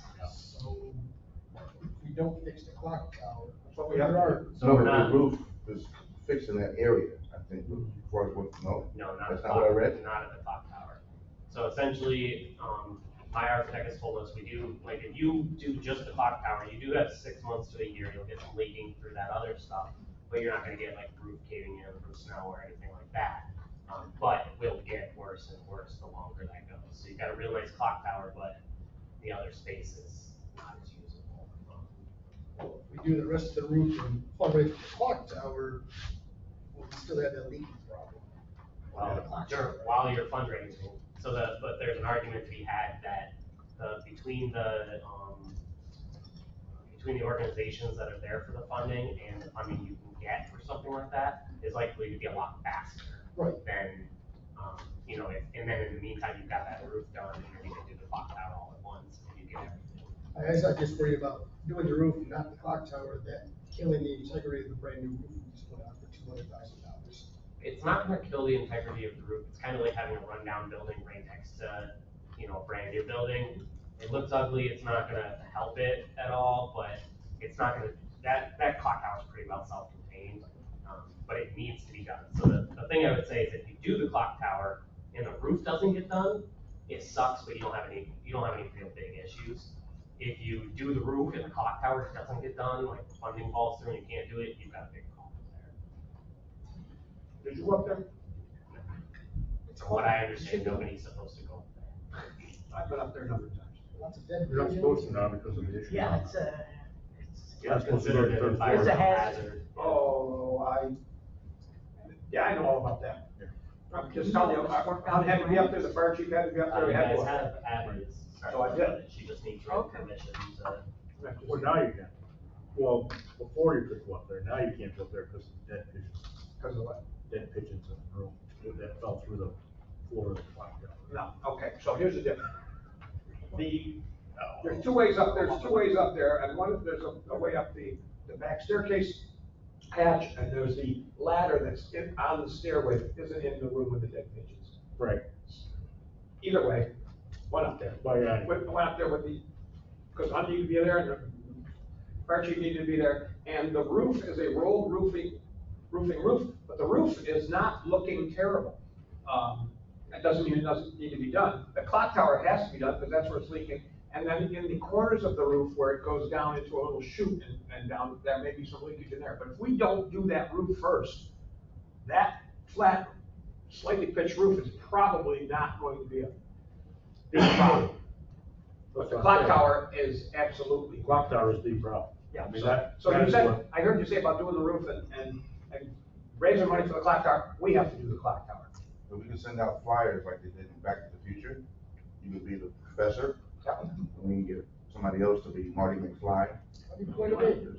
All right, but let's finish the DRI and not do And the last thing that I have there is just. So I guess, so we do need a decision from this board. Are we doing the clock tower and trying to fund the roof a different way? Or are we doing the roof and trying to fund the clock tower? Because you need to know that to bid this. Yes. Well, what's gonna fix the leak? Whatever's gonna fix the leak. Clock tower is the major leak. It's also $100,000 more than our budget for the roof, isn't it? Well, we could kind of move stuff around from the other projects. It seems like. But we can't move 400,000. Right. Mike, it seems like the numbers were, and you have that there, was the roof was gonna be a couple hundred, and the clock tower was gonna be 100 more. The clock tower wasn't 200 more. It's not that. It's gonna be at least 100 more. We're talking about bare minimums Okay. at that point. Realistically, it's like 300,000. The clock tower's 300,000? Maybe even a little bit more. Ouch. So at that point, we're talking about full structural restoration, item restoration, roof, everything, minimal maintenance throughout. We can do something for probably around 300,000 that requires some regular maintenance. This is just the tower, then we still have Yeah, this is another just for the tower. 100 or more for The whole deal's like 500,000. Large. Takes that building work. Say that is the $50,000 option, is to do the $200,000 for the roof and cap the clock tower. So far, that has not been a solution that we thought that the town Be a would like. welcome solution. Yeah, what the historic Well, OHBCs have to say about We just that. wanna fix it to the point of cosmetically. You can donate to the being fund. fixed. I mean, there's not gonna be a lot of traffic in our clock tower. Well, we have to seal it. And we have to structurally, so Yeah, right make it now, perfectly sound, so it's not gonna fall apart. if you look at it, it's brick like quarter of the way up, and then it's built like wood and whatever. That wood part from the brick up is like, not gonna fall in tomorrow when it goes. It's pretty rotten. I was up there 2 years I ago. mean, you're looking at like $300,000 to stop the leaking, get the new roofs, and to repair the absolutely necessary structural. But in 5 years, it's gonna need more repairs. In 3 years, it might need more repairs. So it's kind of hard, that's where it comes in, is like, it's kind of a, 300,000 is a hard pill to swallow for a Band-Aid. But if you don't do it, then you're running the risk of not achieving funding and having it. So one of the plays that we have, it doesn't mean it will work, is that we take the DRI money and fix the tower. And come begging to the state, well, we got all the rest of this money, we got some places that we can maybe not use as much, and we couldn't even fix the roof, we had to do this. Now we need another couple hundred to fix the tower. Julie, can we move some money from someplace else to fix the roof? Because we're not trying to do anything here except just not let this fabulous old building fall down. I mean, maybe we could. Yeah, I mean, you could try to sell that. I think part of it would be the first thing is just checking with Julie, which I will do first thing tomorrow, on whether or not the things that did not get funded are up for grabs. Because it seems like it would be placed. The privates that didn't get funded, Yeah. could we somehow, That would be. they up for grabs? Society, they're giving up theirs. And then you could even ask her specific if you so felt, or we can, or who can, or whatever can, that we know that you didn't want to put a bunch of money in that fire station, but we found out that it's gonna fall down if we don't have some money. She knows, she's been part of the meeting, so. On all the roof stuff, so maybe.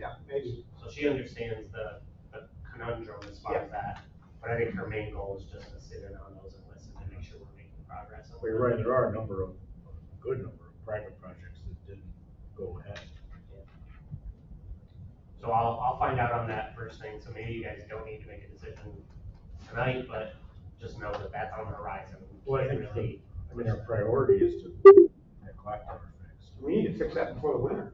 So that's higher than the roof. okay. So regardless of the path, we're doing clock tower.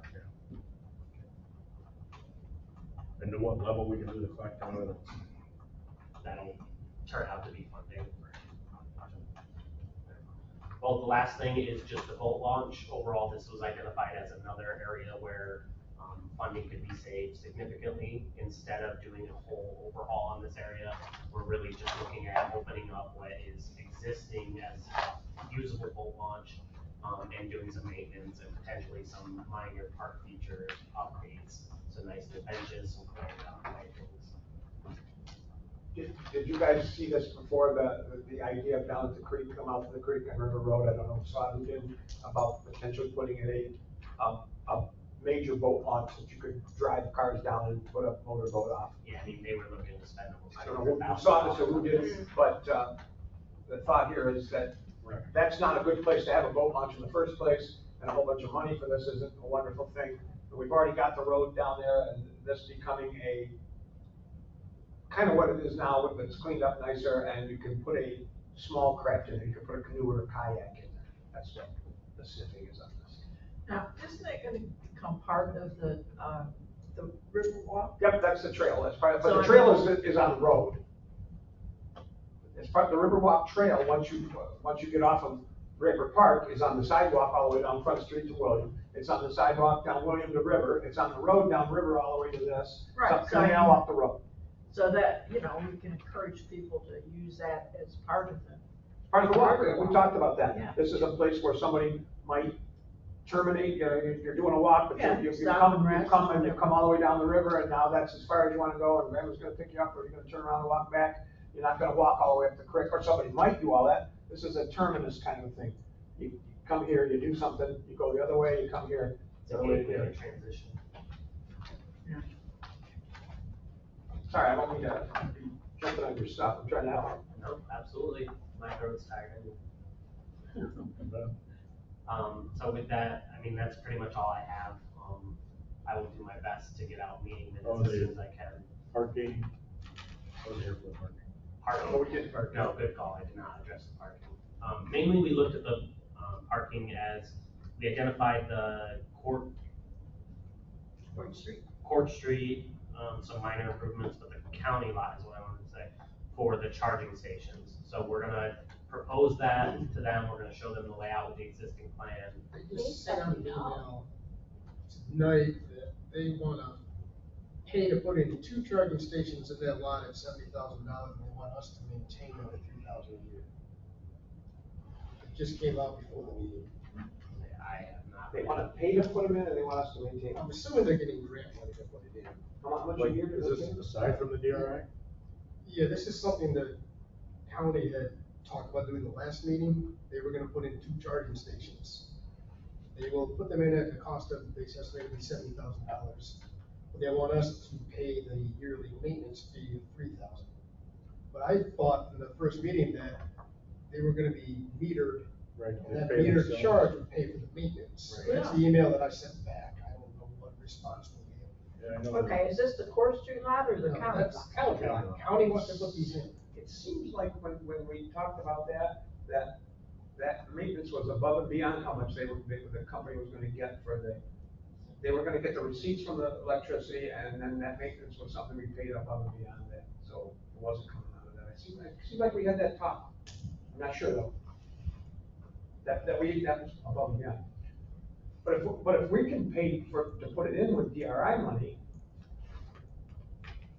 And then they pay along. and then let them pay for the maintenance, but 3,000 a year isn't very much. I would be surprised if they didn't get a grant for it. Yeah. I would say, so I wanna be careful with that. We currently in the DRI budget and everything, there is no money for charging stations. Right.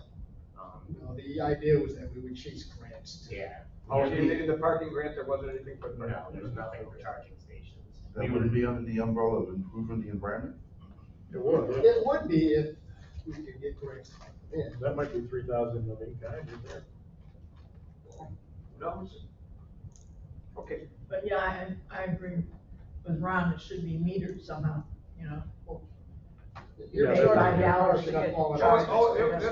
It'll be metered. The company that's gonna run it is gonna do that. It's gonna be metered, but they're gonna, The power would be a whole lot more than 3,000. they're gonna, no, what they're gonna do is they're gonna meter it. They're gonna take all the proceeds from the metering. They get that, that's theirs. And then they get, on top of that, our $3,000 fee for their maintenance. And maybe that's just a flat rate, so we'll figure. So, yeah, but that, I It might be think they like were gonna get all the guaranteed. proceeds. That's the latest email. Surprised. Yeah. Does that sound right? That they get all the proceeds, is that what? That's Yeah. what I was, the entity got nothing. Yeah. We get nothing. And Besides charging. it's gonna be in their parking lot that they own, Sure. and are those, open for us, for the village residents, I mean? Yeah, the village residents They're can gonna park be in metered, that so common they're lot open for anytime. anybody anywhere. But I don't know where they're putting it. They're putting it on the county side or. Yeah. The back of that lot is a public parking lot The already. back lot is for the public. There was very That's important what they were- information. that's what they were. Okay. I was at one meeting and the county person was there and said absolutely, you know, we won't let us do it and talking about exiting out the back where we're. Parker Lane. Yeah, where we're allowed to have village residents park. So. How many village residents do we know that own electric cars? More than Let's do this after James is done. Yeah. And the sun went down. So for my part of that, I'm still gonna proceed on that plan to propose that as our thing. What I think is happening here is 2 different approaches to the same electric car thing. I've seen it before two people chasing very similar grants that do almost the same thing, but might benefit one party over the other. Most of the other lots, we're really just looking at, full repair, full depth mills, repairs, making sure the entrances have, some of them have drop-off issues that we're gonna be clearing up. For all of them, we'll be looking to submit to you guys reconfigurations of the lots as far as flow and parking spaces. That's the kind of thing that really doesn't take that much effort as far as design, but we need to make sure that we push these things forward so that, we get the survey, we get the parking lots restored, and we see what our best options for them are, so you can select from that based on your knowledge of the village. And then the only one we really talked about adjusting is if someone, now, I guess I should have gotten a clear direction on this. Is someone here gonna reach out to Shimon Canal, or is that something that Hunt is looking to do? I've done it before, but, it probably wouldn't be a bad idea for Hunt to do that. There are professionals. I remember reaching out to them 2 years ago about changing the in and out of Main Street into the highway. The only thing I'll say about that is, from that perspective, it's an engineering firm cold calling this bank with no real clear direction on it, as opposed to a village board member coming to a local community business owner kind of thing. There's a different dynamic there. I'm more than happy to approach that for you. I just want to lay that out for you. Ed would, What's that? one of the trustees would. Okay, great. Sounds like he's the guy to do it. Yeah. Ed, you still listening? Not anymore. Yeah, that's what I'm gonna say. No issues, Ed? You got that? Okay, great. Yeah. Well, is it possible too to have, ask the VFW if we could use that as an entrance? It's absolutely possible to ask the VFW if you can use that for entrance, and they absolutely will tell you you cannot. Okay, well. Okay, well, that's good to know. On the engineering side of it, I think you'll struggle to get that as a two-way based on where the property lines are. What's that? You just block it off so they can't use it. You block it for a fence across. Across what? The other part of the entrance, they want me to use. The entrance of their driveway is their entrance from the, Get out. what's that? They have to turn around and come out. No, go in. So part of the things that I'm a little unclear about, so these are kind of the proposed directions. I mean, they can really just make recommendations. Do I need you guys to vote to tell me I can proceed on these, design changes, or how does that go? Kinda, because I've sat through all these 3 meetings, and a number of these things, one person thought it was what it should be. One person that's on this steering committee thought that this should be this way, so they don't speak for They don't speak hardly really. anybody. It's what it is, I don't wanna go too far. Poor Peter, wanted to talk about coming out of the Court Street lot, and sometimes when you do, depending on what kind of car you have, and the steepness of the thing, your car would scrape on the ground, and all of a sudden, we're gonna, change the height of the sidewalk and cut this down and that. For one guy that said that the car scraped, I'm just saying, that was one guy. That wasn't the direction of anybody. I would say that that's an issue that would be fixed. As an engineer, I'm gonna see that slope and fix it regardless. Fine. Yeah, but I understand your meaning with that. There's a guy that is passionate about boating, and he wants some boating things. How many people boat in that Susquehanna River very often? Can't. No, it's too damn low. It's too low, or it's too high, or it's winter. Well, there's boat ramps that, every. But, all that stuff, and I'm not saying, but just, that's one guy that's passionate about boating, that wants a boat thing here and a boat thing there, and maybe we should have, maybe we shouldn't, but didn't speak for 87 people or any, we did that tonight and everything. No, I get what you're saying. I don't know, this goes beyond me, but from what I understand, the steering committee is essentially what you guys have established as your community outreach tool. So when I did these for Elmira, what I did was we set 3 or 4 public meetings where we went in, we had a chalkboard, we set the plans in, and we took notes on what people said, and that was the last input they got. We took that and we designed it and pushed it all the way through, and they kind of got what they got. So we didn't what, do that. So what the steering committee is to you guys need to decide that. What, all the notes here, the notes that I'm gonna provide, and I was clear to them, these are the, like, you guys need to come up with decisions, because these decisions are recommendations that the board is gonna vote.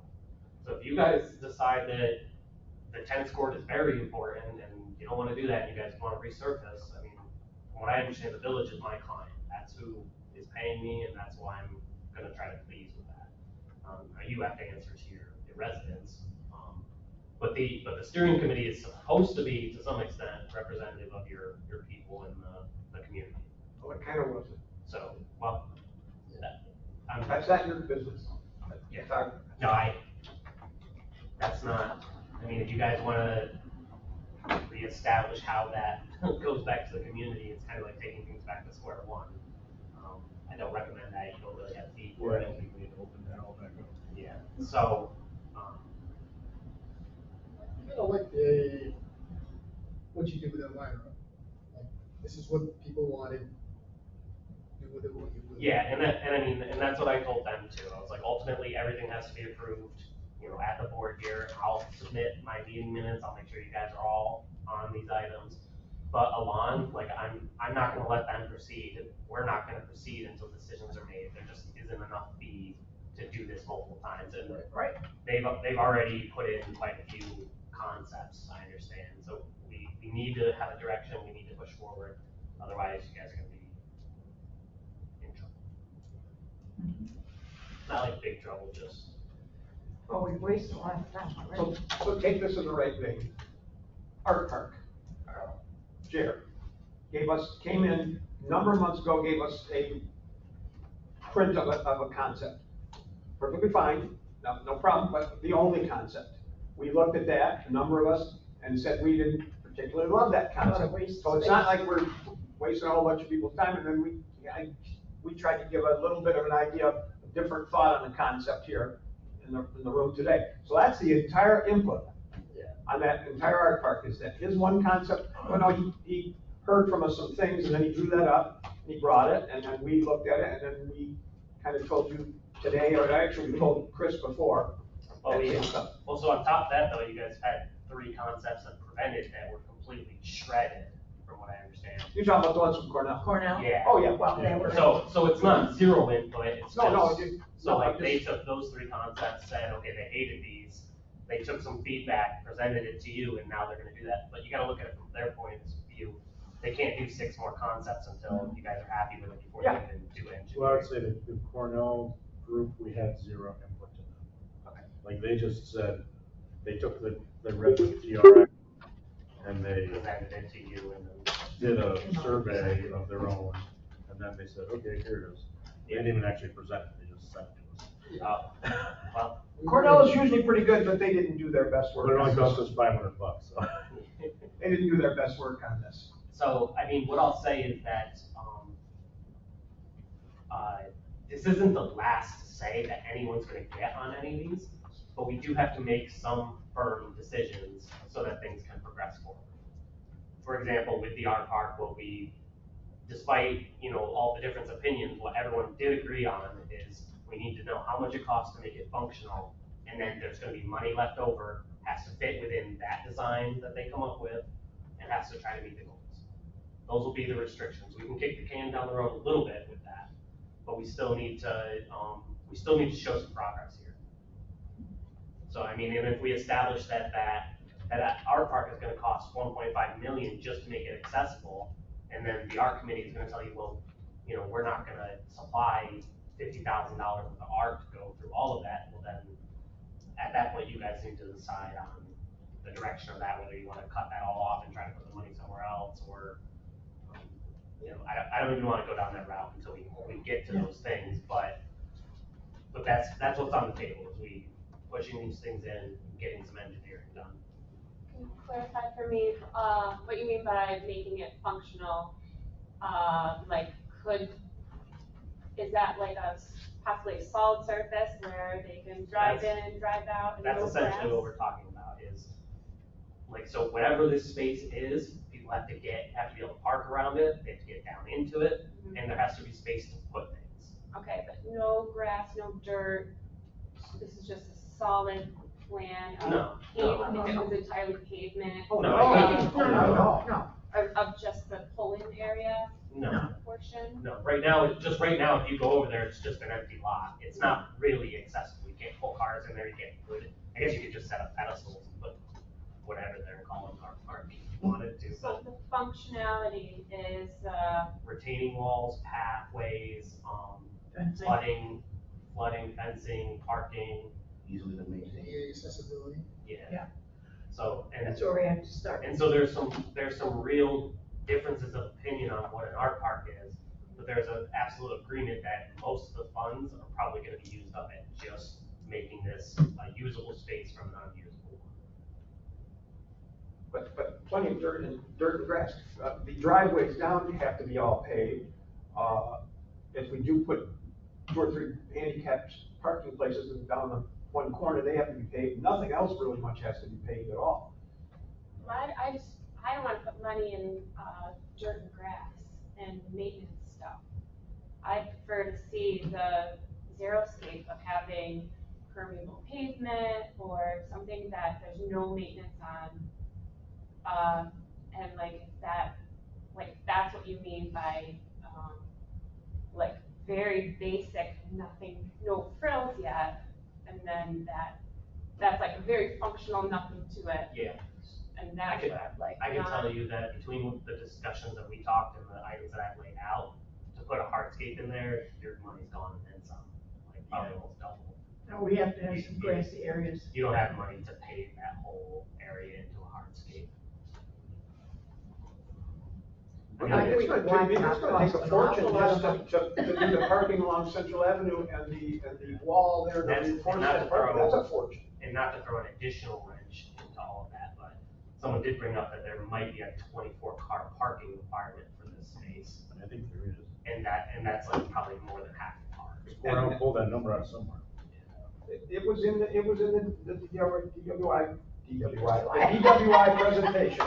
And Well, just because it was in the plan doesn't mean that it made it into. Yeah, so that's what I want to clarify with. I think it wasn't in the plan, I think it was in what they told us we had to do.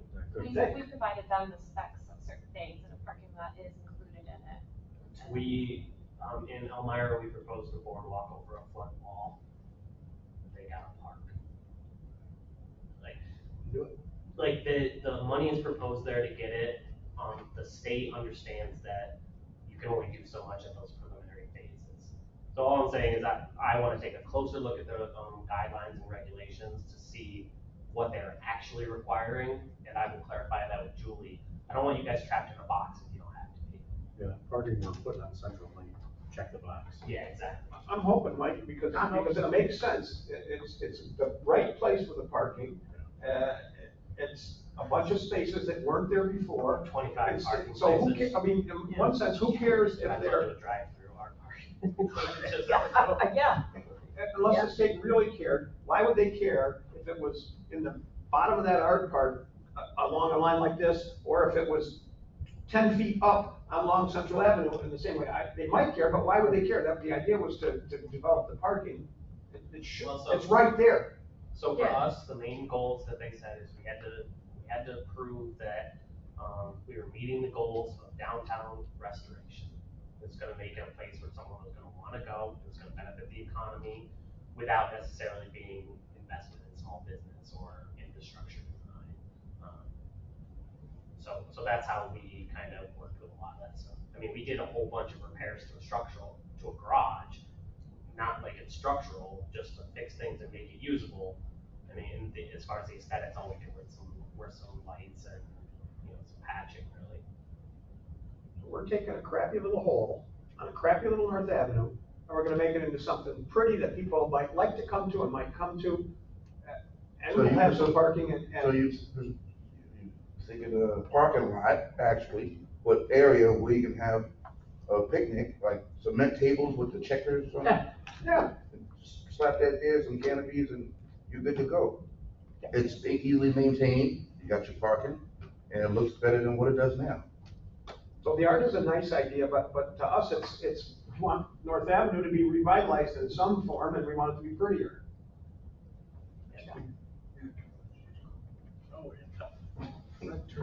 I only qualm I have with the art park is it seems like the whole conception of it was to be, you know, a place for art, turning it into just a functional generic park. For us, that was revitalization of downtown. Well, they're gonna say we have enough parks.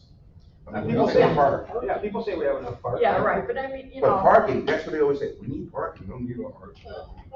But if we have parking, then you could Walk have. downtown, they don't park in Hyde Lot and walk downtown. Yeah, we know that, if we make that thing into just a park. What I'll say, because this can get really like crazy for a minute. Right now, we don't need to make any decisions because we still need to know how much it costs to be Right, functional. I'm just still throwing And then spaghetti we at can the go wall. from there. I think those walls. We've got a lot of spaghetti on the wall already, though. I think the building retaining wall is gonna be a lot of money. I agree. I just quoted one for about $50,000. So. But little one in my house was $5 grand. Yeah, it's not even as tall. It's about as tall as But it you gotta is do it. long. Well, if they have a park there, you gotta do it. You throw an artistic theme into that and call it a day? So that's essentially what we're gonna do. Mural Is that damn wall. we're gonna take so once they've got it designed down to functionality, we're gonna say, okay, well, how much money do we have and how can we spice these up to have artistic features? And I think that's how we get everybody to win-win. As much as I can. But then those long benches to the shapes, like, you know, the snake shaped benches, Yeah. that's hard. Yeah, no, you're exactly right, and that's a lot of what I said, is like, take the features that you want, and things that need to be there, and, try to take a sculpture of some sort or something that fits those needs. And, you know, you can have a picnic bench, who's to say it has to be a traditional picnic bench, why can't it be Shaped like a potato chip. Yeah, exactly. Pringles. Can't say Pringles, you gotta pay them for that. Oh, yeah. Alligator benches. So So, that's all, the only one we didn't talk about was the light project, I have, which I think is pretty straightforward. yeah, I have no update on that, other than, did we get, the survey for the, our last meeting, we talked about somebody kind of going through and showing which ones have. Oh, no, not yet. Yeah, so we just need to get that on the doc, and I need to narrow down scope a little bit for Watson. With the catching up and everything, that one is like so simple that it just kind of is falling down. It is simple, so we should probably get it done and Yeah. off the list. Yeah, no, Makes trust me, one I of know. the south side happy, Right. and they got their light. It seems like an easy one to cross off the list. Yeah. Right of ways for the sewer. They were working on that. That's Our part of the survey funding. team is pulling up the right of ways for that. I need to get additional survey of that, because like we talked about, part of it is I need to know where the sewer goes, because if you do easement along all of that and then find out the sewer goes all the way, you don't want one person holding up your whole project because they want $1 billion for 10 feet of land. Well, yeah, there, we can just tell them to keep the damn line and share problem. That's right. Right now, it is their problem. So, I mean, I got a survey for that area, but it all kind of cuts off before I have the full picture. Welcome to small towns. And, you know, I've done it's more like welcome to, yeah, I can't say that. Yeah, you're on camera. Yeah, so, That's all right, we have fun here. I'm getting I need to get a little farther along than I would have liked to have seen these. Likely, this is the kind of meeting with this to you guys, I would have probably liked to have about a month and a half ago. At this point, I really would have liked to been presenting you guys with final concepts, where it's like, here's the rough design, here's your, 7 or 8 options for each project, and that's it. And then we get to finalization and bidding, but we are not at that. We'll get there. Yeah, a lot of deep breaths. Before the funding runs out. Alright, so. Thank you. Thank you very much. Thanks for coming. You guys are welcome. I think I gave everyone a card, and I missed you. Thanks for coming all day, Mike. Yeah, appreciate it. Oh, yeah, I've had to do these marathons once or twice before. They're worth it in the long run because you guys did as much catching up with me as I did vice versa with a lot of these things, so I appreciate your patience with that. Hopefully they give you tomorrow off. You work tonight. You're joking. Salary. Nope, I went into engineering, I was sure that was never gonna be the case for me. It's never a good idea. It's too easy to be taken advantage of, but no. Okay. No, Hunt's a great place to work, though, they're good people and have to defer the extra for them, so. But feel free to contact me if you have any additional questions. I'll do my best to get meeting minutes out in time for manner. I like to When do you long. plan on getting back to us again?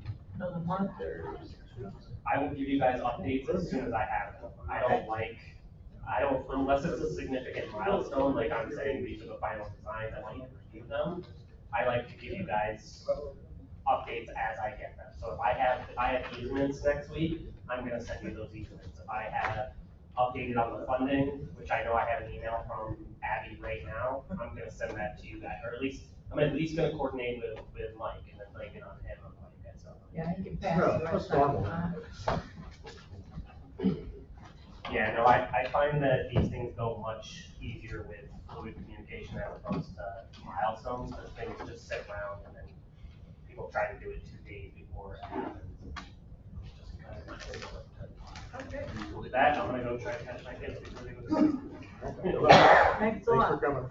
Thank you, guys. Have a good night. Thank you. Nice to meet you guys. All right, so we were on the grant. We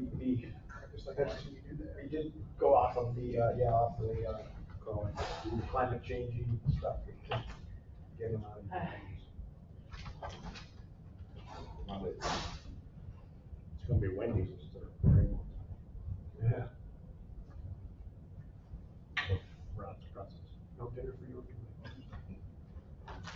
We'll eat these pretzels for dinner. You wanna go back to the? Climate smart, yeah. We gotta do it. What we done that way? Well, what we were just talking about before, as far as that grant for the.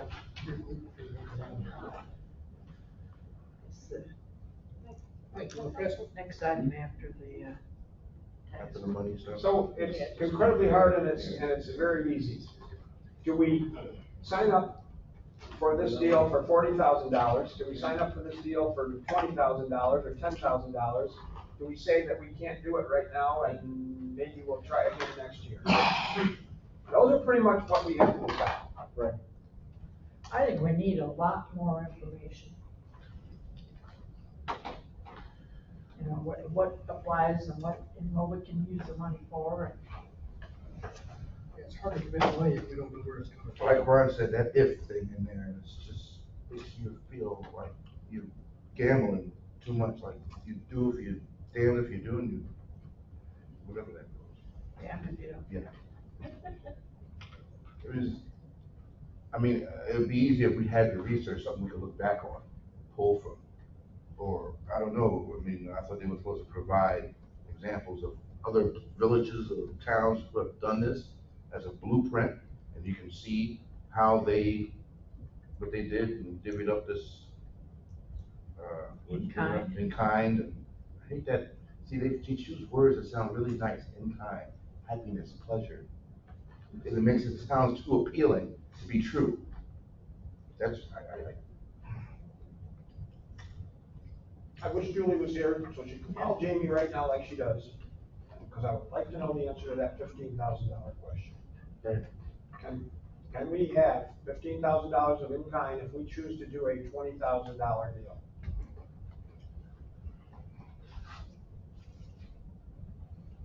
That we might be able to, I'm just thinking of all our worry about money, that we might be able to live with it. We could do the 15 and so we ended up having to do 5 at most if we couldn't, if we could get the in kind or whatever. Yeah, 5 or 10 would be better than, I'm just saying, it's something, I don't know if that's doable or smart. Even if we're 15, we gotta come up with 15 somewhere. Julie just asked if it was going, so I'm gonna ask her to sign on. We're good. Okay. We're still here. I know she was going to dinner, so. No, she can't sign on for an hour or two, we'll still be here. Yeah, probably. Yeah, probably, no. Yeah, you got this in the refrigerator? Got a whole caselet in there. That's only $1.50 now. how about in kind? Come on, Mountain Dews, so someone switch your pet.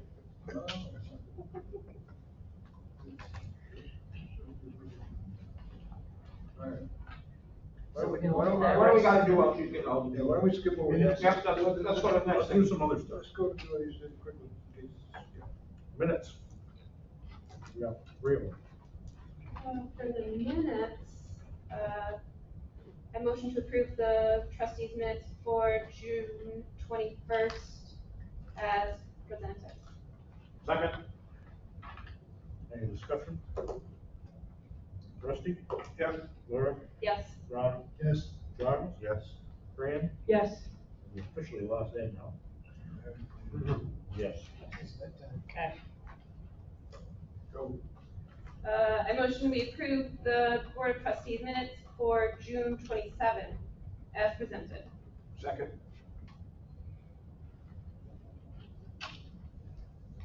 Any discussion? Rusty? Yes. Laura? Yes. Ron? Yes. Charles? Yes. Fran? Yes. And yes. I motion to approve the Board of Trustees minutes for July 5th as presented.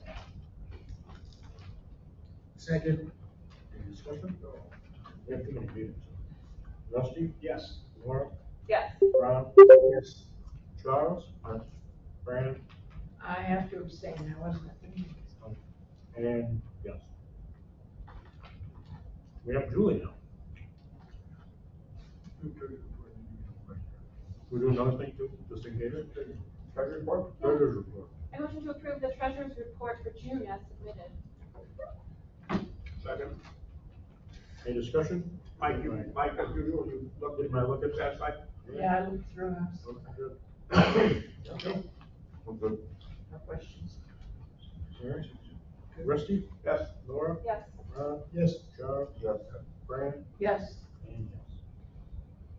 And Julie's in camera now too, so. Julie.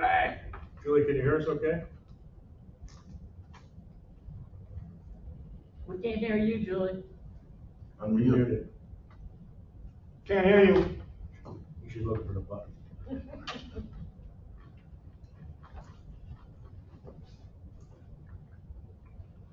Okay, gotcha. Thank you. We can hear you now. Julie, we have a question that we want to know of the answer from Jamie or you or whatever. We're under the impression that we can use a maximum of $15,000 of in-kind service towards our grant. You know anything about that? I was not aware of that, but that is something that Jamie had said. Is that, and I'm not exactly sure if that was edict, if that was common practice, but I do know that Jamie mentioned that number, and I don't know if that was like typically where they are.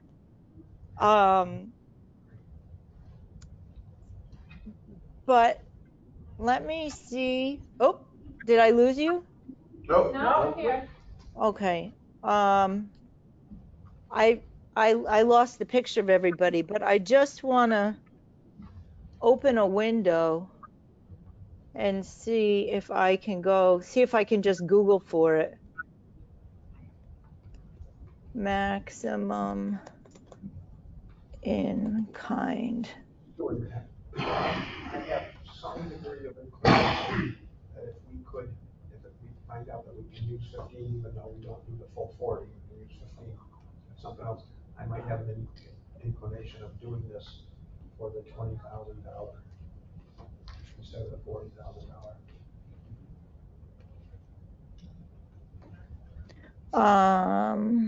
What else is thinking about this? It sounds like they're thinking about maybe not doing this.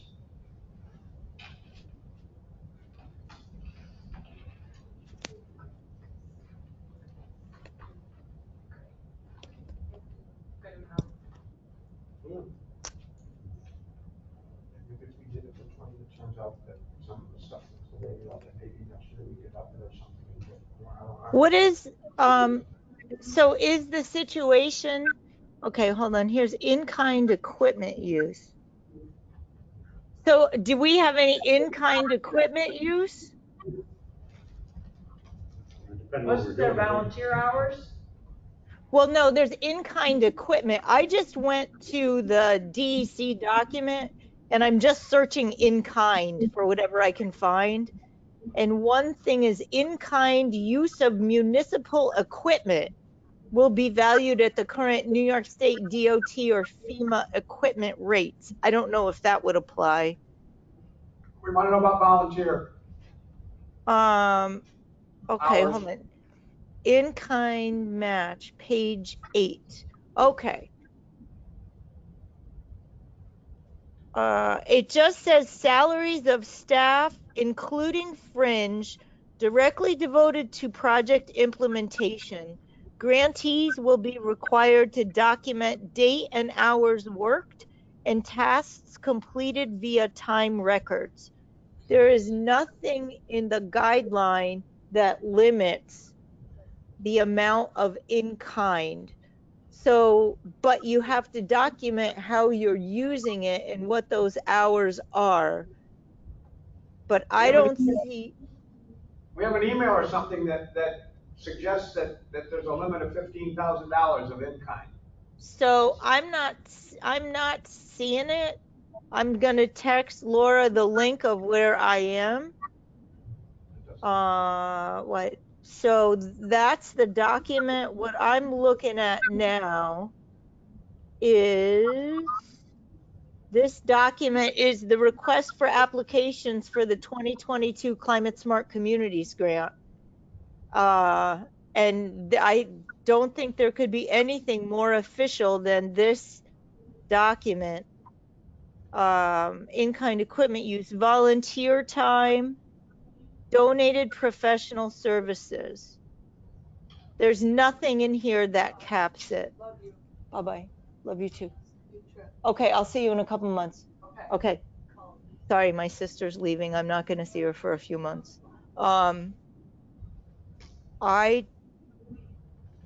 do not, I don't think there is a limit. Go back to your sister, get off of there with us, and if you find that out sometime soon, let us know. No, well, I think my sister just left. Okay. It's, yeah, if you look, Laura, I don't know if you want to share that screen or kick that over. Nate, I can kick that over to you and you can look at it. I don't know what would be more official than that. Do you have, or can you look at a link on your phone or? Maybe. If you emailed it to me, I could take a good look at it on my desktop. I'm on my tablet right now.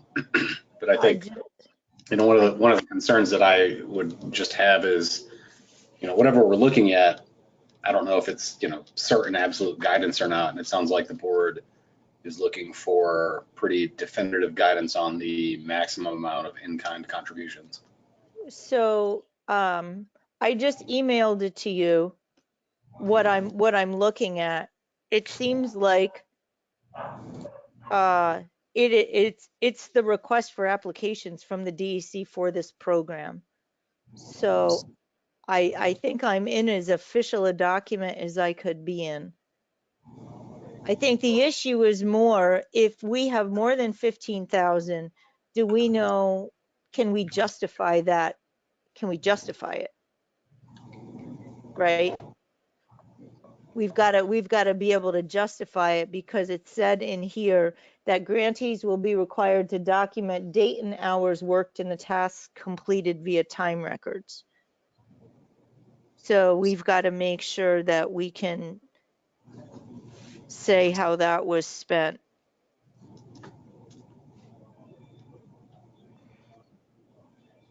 And then there's volunteer time, unskilled labor or work performed by professionals or skilled laborers outside of their area of expertise. Given the 15,000, or we receiving it? We're giving 15,000 in return of the services. No. We're giving 15,000 for services that volunteers or stuff have already performed. Right. To get that money from them, we have to match either that amount of money, or we have to match it in in-kind services. If we have Julie doing some volunteer work for us for 3 hours, we get $30 an hour in-kind service towards the money that we would have had to match, so we don't have to match it with that money, we get to match it with that. Right, and if we don't match that, then we have We to have to pay pay the that money. difference. Yeah, we got it. Okay, Julie. So the game here is to get as close to the in-kind request that we can get without going over. It's like Price is Right. Yeah, deal or no deal. Well, I mean, or is there a hard cash match that's just a cap that you guys can budget? Can you fill me in a little bit? Sure. Here's what we're thinking. Okay. If we can have up to $15,000 in kind, which is what we think that we said to us that we could have, and we did the $40,000 grant, and we could have up to $15,000 in kind, we'd have to have a minimum of $25,000 of our own cash. Correct. If we decided to go and do half of that much, and we decided to do a $20,000 grant, could we still get up to $15,000 in kind, or is it some kind of a percentage thing? What's the rules on that? What's the law on that? If we could do 20,000 and we could do 15 kind, and then have to only obligate for $5,000, that's a budgetary thing that we would consider along those lines. So we want to know if that 15, how that 15 works. Is it real? And which way, and how long can we use it? That's what we need. So Nate, if you look at the document that I sent you is the defining document, right? It says eligible expenses for a match. A local match must equal 50% of the total eligible project costs. A match 50% of total eligible project costs is required. For example, a project with an eligible cost of 100,000 is eligible for a $50,000 grant and a $50,000 match. We understand that. The applicant must identify. So it just says in-kind match. It can be personnel services, real property, in-kind equipment, volunteer time, donated professional services, or cash. And it does not say it must be 50% cash. It just says you got to match it. Those are the pots that you can pull from. So Nate, I'm on page 8. If you look at page 8, Laura, I sent you the link too. Average in-kind matches around 15,000. So if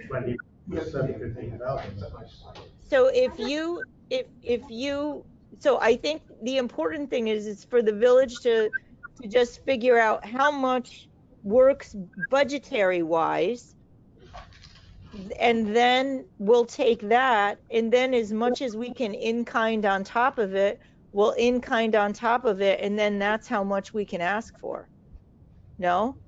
How much we can in kind, that's where our stipulation, that we don't know what in kind we can match, like how much is there.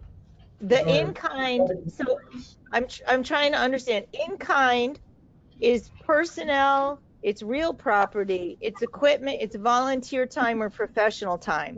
That, we don't know what we have to play with. You have to play. We have a document from Jamie that said that you can't have more than 50. I don't believe that's correct, because I'm looking at the guidance in. I'm looking at the DEC guidance, and this is the 2022 request for applications. It does not say there is a limit to the in-kind match. There's no limit to in-kind that's actually specified. Maybe that was the case in a 2021 grant, but there's nothing in the 2022 document that says that.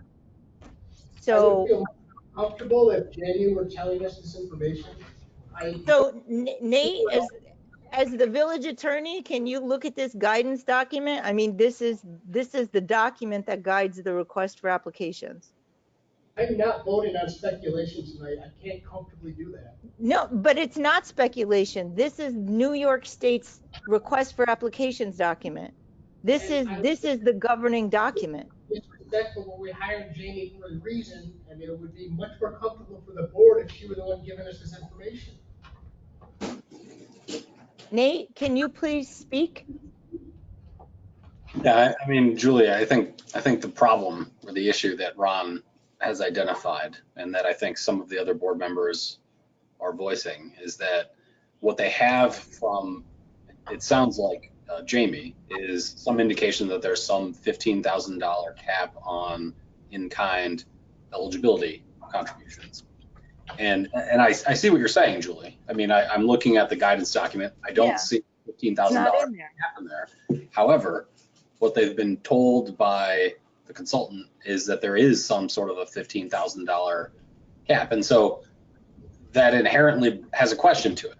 And if they're being asked tonight to make a decision based on some uncertainty, which Ron just, kind of latched onto, I mean, it's really hard for them. They can't commit $40,000 or $50,000 unless they can know that it's all eligible for in-kind or whatever the split might be. And Okay. hearing is really so yeah, so I get that. So here's the next question. How much, so the maximum budget we could get if we go for 5 years is $40,000 anyway. If you assume the maximum in kind is 15,000, which we know is a limit that may not be the case. That would mean if you assume that is the maximum, that would mean the maximum contribution from the village would be $25,000 a year. So if the village can commit $25,000 a year, then that would be a maximum. And if the in-kind could go higher, that number would only go lower. And you could resolve to commit not more than $25,000 a year, less if in-kind could exceed it. If 25,000 is too much, given this uncertainty, if you say we will, resolve to commit 20 or whatever the number is, then if we get more in kind, then we get more in kind, but you're saying we wouldn't, that the village budget would never go higher than that. So isn't that a fair way around if you just say, and then we just have to scale Jamie's budget, right? If the 15K is a real number and the village says we're not committing more than 20, then that means we're either at a max of 35 if that 15K is capped there, but if it isn't, maybe we can go up to 45, but it's not going to change the village coffers if we can justify the extra 5,000 of in kind. So I completely understand, Ron, where you're going with, we know what you're feeling with the uncertainty, but I would think you could write the resolution in such a way that you could still pass it, because you would set in stone the village contribution. But if we then could flex the in kind, you don't have to resolve how much the entire grant is for, right? You just have to resolve the village's commitment to it. Is that correct? We have to resolve a dollar amount that we're willing to commit right now. Right. With this yeah, we Right. don't know what the dollar amount is, and that is our conundrum. We have to set the entire, the resolution, which Jamie gave us, says therefore, which is part of the grant application, says therefore be it resolved, the village of Owego hereby authorizes blank, an official or employee to act in its behalf in submittal of the application through the consolidated funding application for blank dollars to be used for climate smart communities. So so that's dollars, that's not in-kind contribution. So she's not saying, so I think the distinction is, I mean, if you only commit the amount that the village is going to contribute, then that you can set in stone now, right? So you say the village is committing 20. So if in-kind is capped at 15, then that would mean we would cap at 35. So the most we could ask New York State for is 35. If the village commits to 20, but we find out that we could in-kind at 20, then we could still submit 40 and 40. But that's, I mean, the way this is resolved, But Julie, to fill out this resolution, which is in the application, we have to know both numbers. we have to know both. We have to Yeah. know the amount of the match and the amount of we can't just resolve for the amount of the cash. No. So Julie, we're gonna go back and discuss this, which we've been doing. We're gonna do it again. We wanted from you to know if you knew anything about the $15,000, and you've given us the answer to that, and now we're gonna need Yeah. to finish our discussion. Do we know So when the application is due? it's due on the 29th. So if you guys could meet between now and then to have another vote.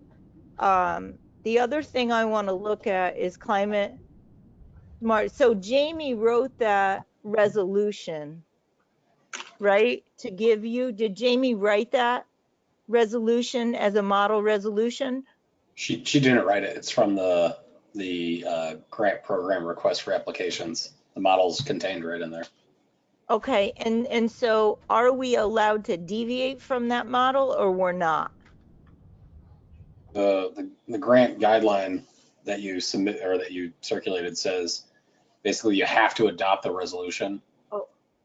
And if you don't adopt it, you know, then you're deemed ineligible. So I would hesitate to vary from the language of it. Okay, Jamie's texting me right now.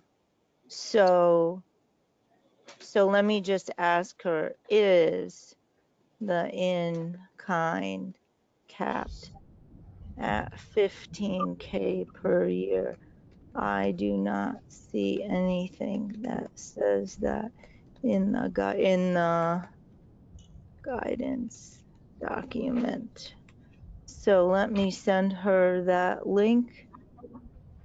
Oh, I sent it. She's typing.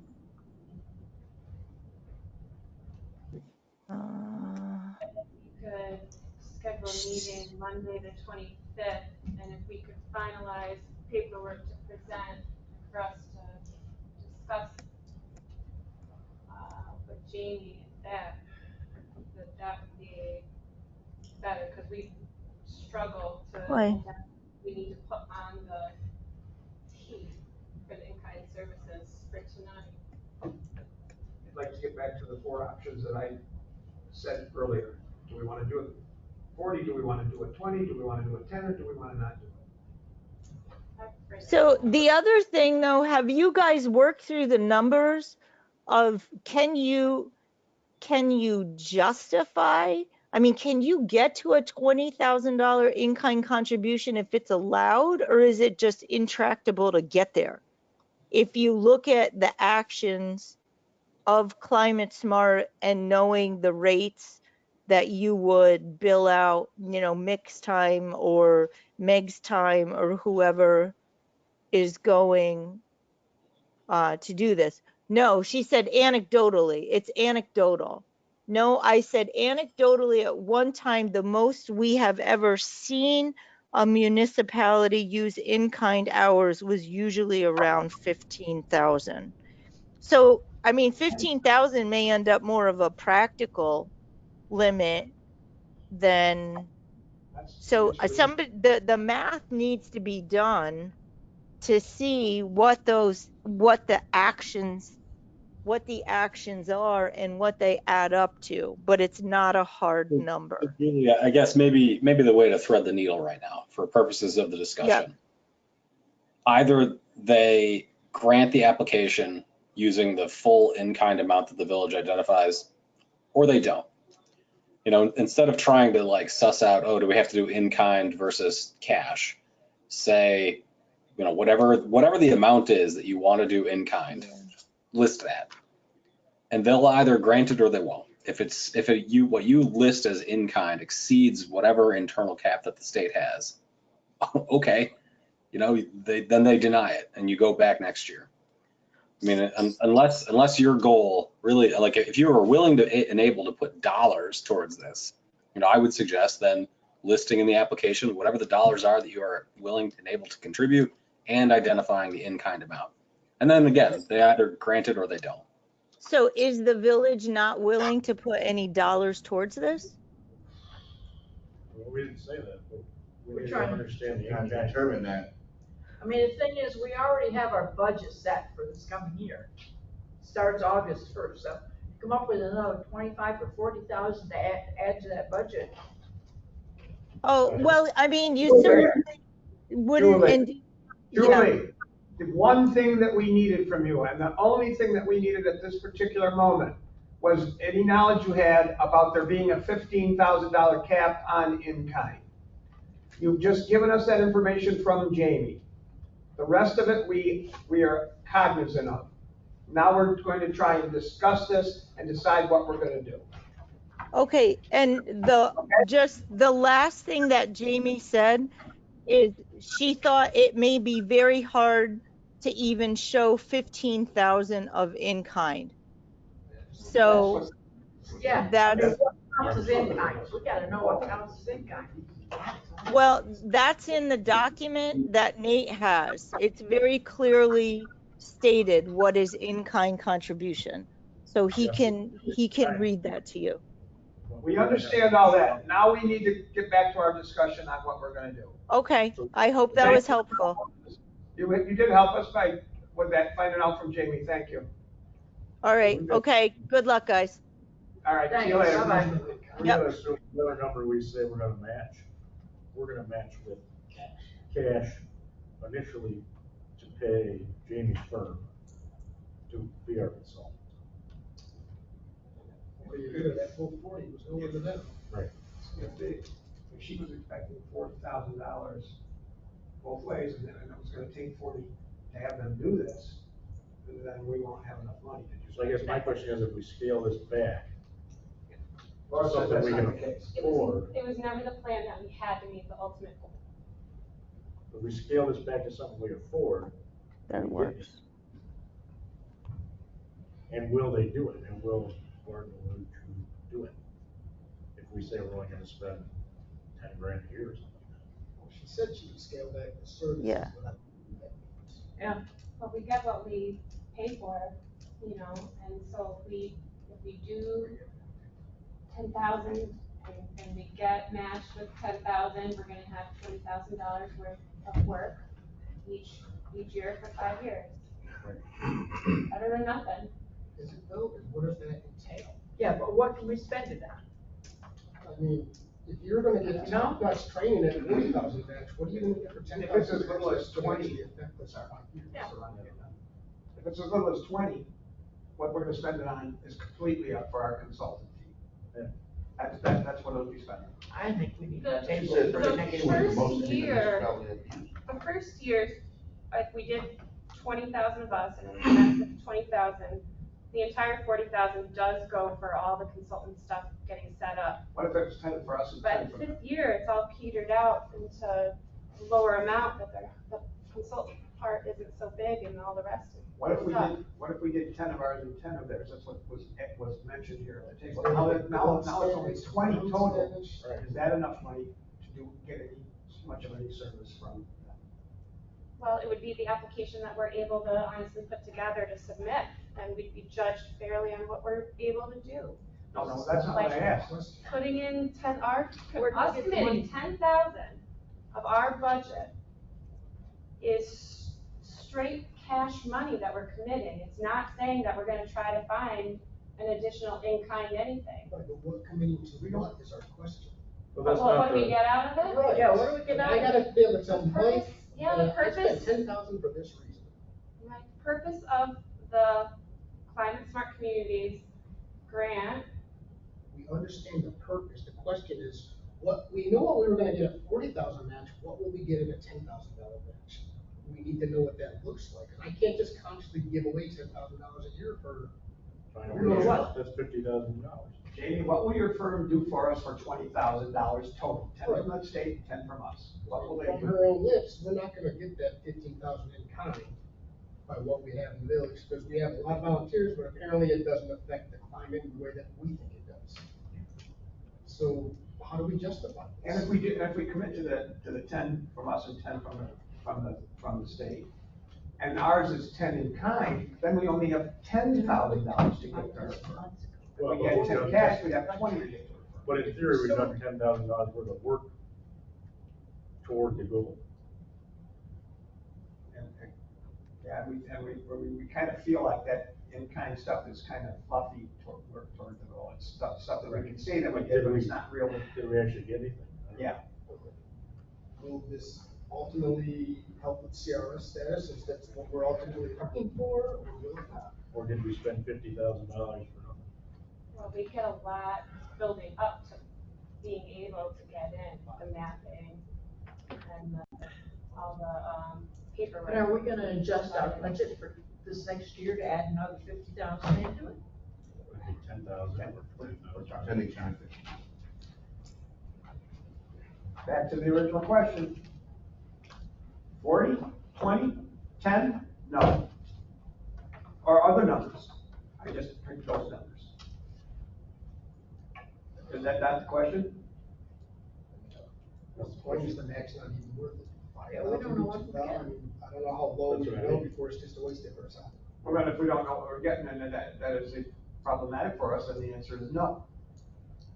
She did tell me that the average was more like 10 to 15 a year that people could commit or would commit, and 40 was just the maximum. And so us doing, like if we could commit 10 hard cash and 5,000 of in-kind services, we could show the 5,000 with the rotary hours that they're putting in on the, because we know that they're doing that. We don't know if that qualifies, so we were never given guidance on what did and what didn't qualify. I would assume we could get 40,000 in kind with all the stuff that's done in the village. Right. It's apparently wrong. Well, I went around with Jamie and we discussed a lot of the ways. And we got a letter back from Kim or Cindy of 2 questions answered about the DPWs, but that was only two things. And so $5,000 a year of people's volunteer time, I think we could match. Laura's come up with a $15,000. I just said 40, 20, 10, 0. Laura's come up with a 15, 10 cash that we say we'll give, 5 that we think we can come up with in kind, and 15 from the state. Hopefully 10 from us, 5 from in kind. That's a different number, but it's just. Do we want to use that cash in kind, or do we want to commit to some number and try and do it mostly with in kind and as little as possible? Of course, we have to be prepared for that. We don't have to decide it this minute, but we have to be prepared that we may have to come up with that money. That's just What's our maximum we'd throw out there, thinking that we might get 0 in kind? I think Maybe we'll get them all of it. Like if we're pledging the in-kind work and we don't need it, that we need to pay it in cash for if we don't need it in a year. So we don't want to be too wild, right? But trying to say that we're going to come up with the 5,000 out of the hours, we could do that with two volunteers in a year. We could come up with 5,000. There's a reason why that doesn't sound right, and that is because Julie just told us that Amy told her that it's incredibly difficult to come up with 15. That's the most she's ever seen, and almost nobody can do it. So this idea that we can come up with 5 with 2 people can't be the truth, or there wouldn't be people are having trouble getting to 15, because that'd be just 6 people. So that can't be how easy this is. If what she just told us was correct. Yeah, I mean, we don't know what counts as in-kind service, and we don't know what we can spend the money on once we get it. I'm not willing to gamble with $50,000 over 5 years of the village's money. Back to what we may not get. Back to what we spend it on when we get it. When we get the money, what we spend it on is the consultant. That's what the money's going to get spent. The consultant's going to work to hopefully get us into the CRS. Can I say something? Is it in the plan for Mick to get his certified floodplain manager? Because that would be like something of tremendous value to the village. And there's a certain number of hours. I don't know if there's fees associated with that, but I know it's like the better part of a week of just going to classes and you have to take a test. And I'm sure there's a fee for the test.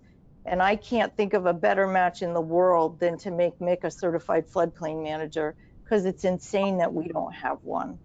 And then if he goes to the New York State floodplain managers meeting like he did this past May, I'm sure that all the costs associated with going to that conference, because that's continuing education for a floodplain manager, I would think that would all count,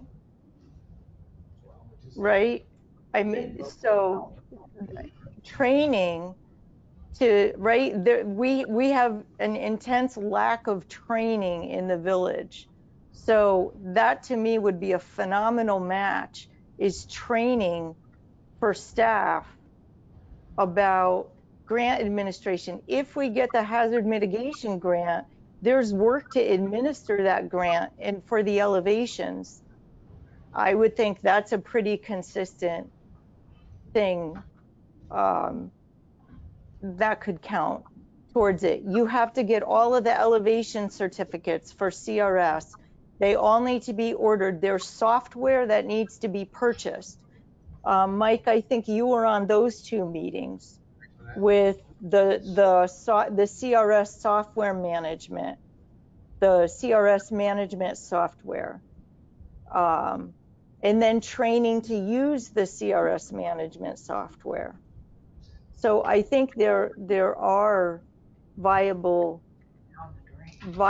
in-kind expenses that would benefit, that would make the village better able to deal with resilience issues.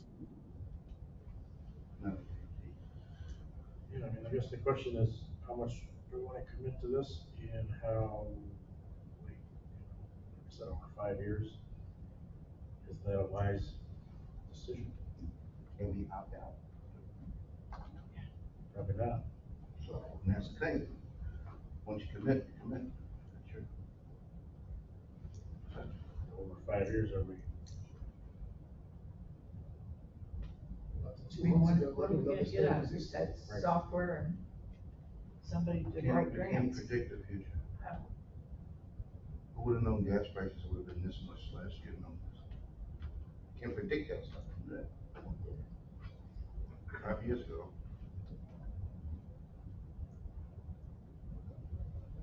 We need to do all that stuff. We need to have a floodplain manager, and it's going to help us pay for the schooling. But does it have to be 5 years? Can it be 2?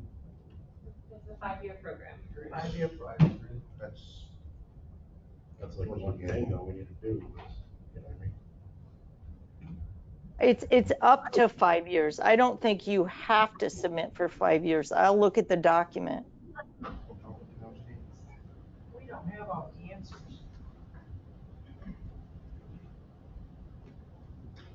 So I would like So we to. do it for 1 year, see if it works.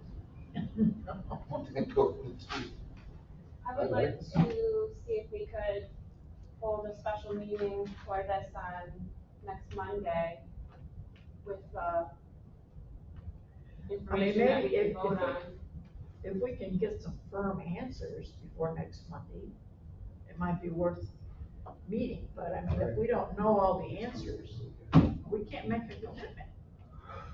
But that's for 5 years. This meeting today with these answers. Right. I think it's too much to gamble for 5 years. Anything less? Anything less? You said up to 5 years. So what is the minimum? Again, that's speculation. That's, it's all speculation. Yeah, if we could do it year by year, if we could say. Well, no, you're going to apply once. Eligible timeline is page 2. We got like one time only. 2 years, 3 years. So if it does work, then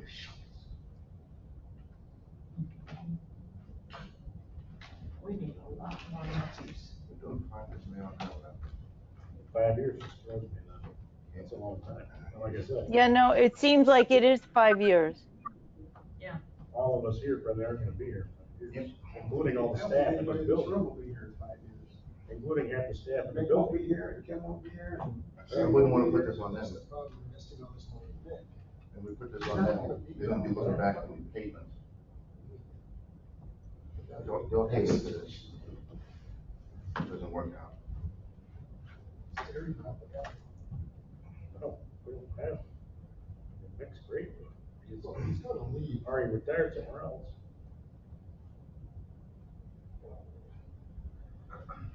So our misgivings would certainly seem to lead us to, we're not doing this for $40,000. And our misgivings would certainly give us pause to, are we gonna do it for $20,000? Are we, so it gets us down to the even littler numbers. Are we gonna do it at all? And are we gonna do it for $10,000?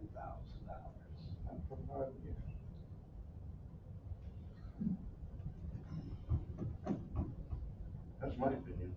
Yeah, I mean, we need to know how much in-kind services, et cetera, we can put towards it. I What- would and assume, what I would things assume count that as if we did it in-kind for services. $10,000, if we could come up with $10,000 in in-kind services. that would Every cover year. all- Every single year, Probably. would cover all. I'm sure you probably could. We probably could come up with 10, I don't know, But yeah. but would we wanna do that if we could? That is- It's gonna be a burden for the next administration if we choose this and it doesn't work. We'll be scorned, ridiculed. Well, I guess we can come up with 10,000, but is Kicked it out a of the burden? kingdom. Are we doing stuff just to come up with the 10,000? Or are we doing stuff we'd be trying to do anyway? And we just said that, and one of the things we said was, so we come up with $10,000 that we can pay for the in-kind isn't money, that's other stuff. And we can pay Jamie's firm $10,000. How much will they do for us for $10,000? Not very much, because they can't. No.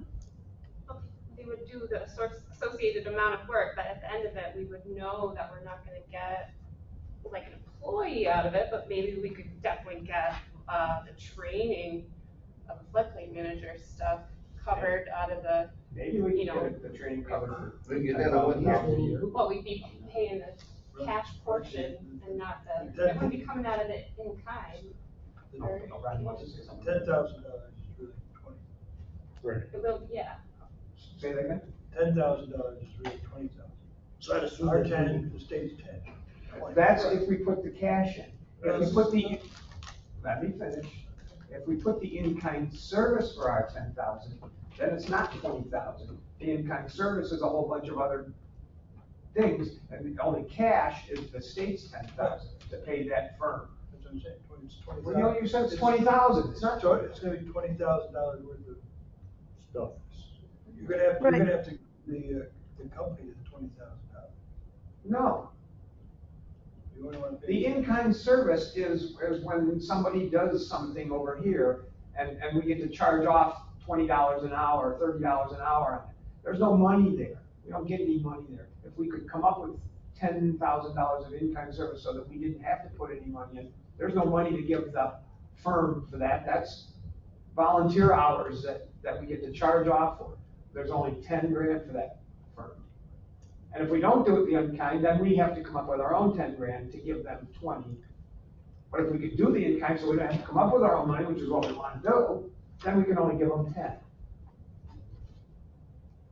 But remember that a lot of the goal of this is CRS entry, and CRS needs a coordinator, and you know, there's work that needs to be done. And so even $10,000 of in-kind, if after, you know, if that can start stepping up, that would be money for somebody to do the tasks that have to be done to get the paperwork in order. Even if Weitzman mitigates, which I'm not asking him to mitigate if you guys aren't committed to putting some money behind this program, which will get us to the CRS. There's still work that has to be done, and somebody needs to do that. So to me, a lot of the labor time would be labor towards CRS entry and then CRS management. And, we've been told we will, in principle qualify once Weitzman mitigates, but there's still work and administrative work that the village needs to do. In year one, Jamie's firm would probably be doing that work. That's what you would be paying her for, is that work. And the CRS entry is going to be a really big deal because risk rating 2.0, those 18% increases a year are kicking in. So that's what this is about. That year one, where Jamie's firm is doing all the work, that means our in-kind is zero. That means whatever number we put here, we're paying our firm cash. Well, or Jamie's firm gets 10,000 and we have 10,000 in cash. I mean, we can discuss with Jamie. If we say, look, we don't have that much cash to give you, what can you do on 10,000 in cash? And then how can we support that with 10,000 in kind? I think the split between Jamie's firm in the village is something that we could discuss with her. But obviously we want to front load her firm in the beginning as much as possible because she's the one with the knowledge. Quite honestly, Julie, I'm very dismayed she was on tonight because these were all questions Yeah, we she should had. have been here. We cannot vote on a resolution, we don't have these answers. Do you want me to see if she can hop on now? Not at 10:30 No, at night, I don't. 10:30 at night? Our meeting started at 7, I assumed she was gonna be here, this was on the agenda. I knew someone said been here since 3 o'clock, so. I assume because it's on the agenda, we're voting on this, we would have questions, and somebody needed to answer those questions. I mean, She sent a text to Laura that said she was unable to attend tonight before the meeting started. I think this whole thing is kind of weird. How, like you said, we just heard about this 2 months ago, maybe 3 months ago. All of a sudden, 2.5 months ago. End of end thing. We got an amazing deal on the application, but the application turns out to be an application for her company to get all the money. No, they're, I mean, you can definitely, the whole point was that it was just front loading because Jamie's the one with the knowledge. But I mean, she's got thousands of dollars in this already in terms of her time and her effort. So I'm sure she's willing to discuss this. Because she's done a ton of work for us. Whoa. And there's major ethics problems, I think. Where is the ethics problem? Because we don't know, like, so we didn't pick Barton and LeJude. I don't know, are they specifically amazing at getting communities into CRS? Or is Delta for home? Or we weren't given the time to shop that around. And I've seen them. Well, you agreed to pay her you voted as a board to pay her to prepare the application. A decision to be made quickly because there is a deadline with everything we ever decide on. There seems to be a 2-week deadline, which is impossible to do something in a professional manner. I guess I didn't realize we agreed to pay her to provide the application, but it was for a consulting firm. I didn't realize it was for her own consulting firm that she's employed for. You didn't look at her employer? Who did you think she worked for? I mean, she presented herself as who she was. I'm a little confused. Well, we're very confused. That's our total problem. You know, we should have had answers tonight. We agreed to pay the $500 for the grant writing, and we did not make any agreements to hire any firm at any point. Right. don't have to hire them if, Well, you know, like, just for the sending in the grant application. well, she's not gonna, I mean, she's not gonna write the firm, she's not gonna write the grant if you write in Delta. I mean, she has thousands of dollars of time in this already. That is not really your concern. We didn't ask her to put thousands of dollars of time into this. Wow. This is going into our laps, and now we're trying to figure it all out. We're not committed to hiring any firm at the end. I'm not committed to voting for this tonight either. I will not. If we vote tonight, I will vote a hard no, because we have no answers. Yeah, same here. We don't know the answers. I'm not voting yes. Got 3 no's. Well, I would like So- to have a special meeting next Monday, if we could, to get the budget together to vote on. I guess my question is, so if we submit this grant, are we tied to them being our consultant? Apparently, if she's writing the grant. Because that might change my vote.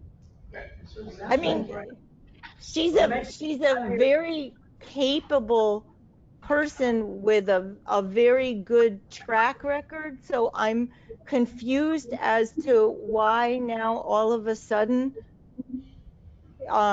it's like, it feels like you don't trust her integrity, which I'm trying to understand, because she's worked very hard and in good faith. Put tonight, and there was nothing here. I There mean, was we don't. nobody here to clarify anything. We expected we're gonna be in a working relationship, that there'd be a party to actually converse with, and there was not. It was a huge But thing. she did tell Laura before the meeting that she was unable to attend tonight. The watch on the whole thing. So Julie, there's a little backstory here. So not this board, but a previous board hired an architecture firm similar to, not the same one, but similar to hers, to complete a project. And the project went horribly wrong and screwed the village out of a ton of money. So we don't have a relationship with Barton and Luxury. So she may be a very capable, perfectly awesome woman and firm, and they may be the best at what they do, but we don't know that because we don't have a relationship with them.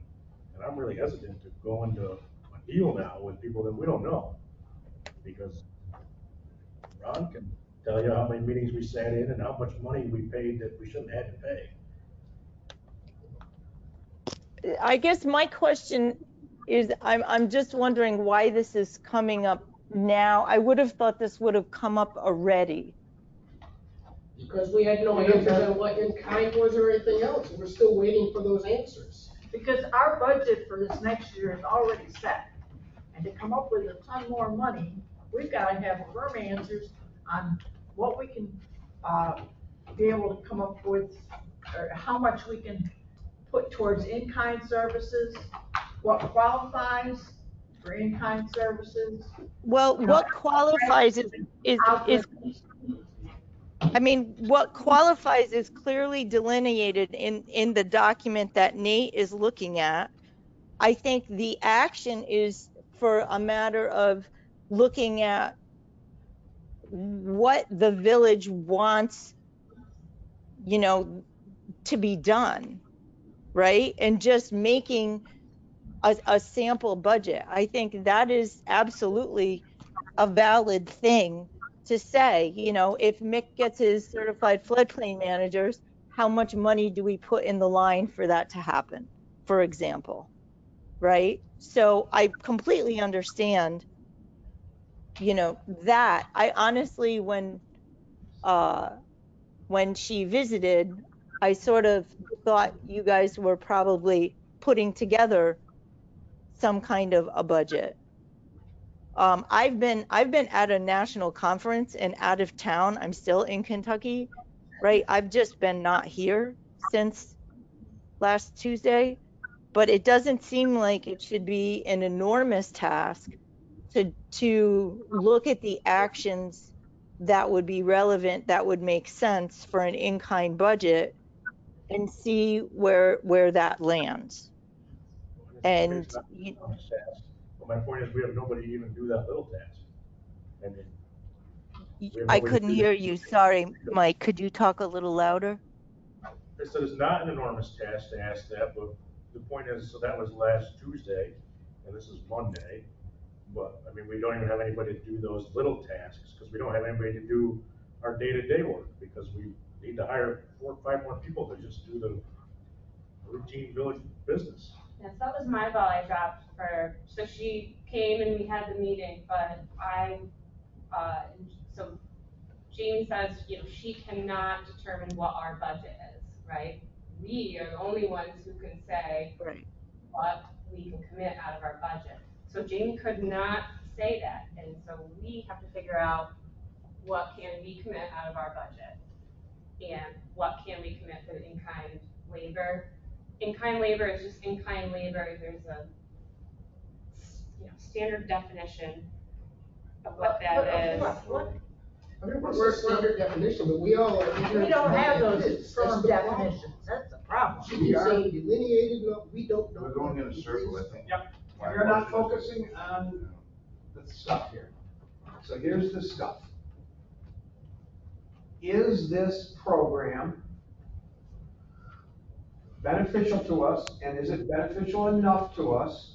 And how this could all go work with the CMT and the CRS? Is it beneficial enough, depending on how it goes, to us to want to do it in some manner or form?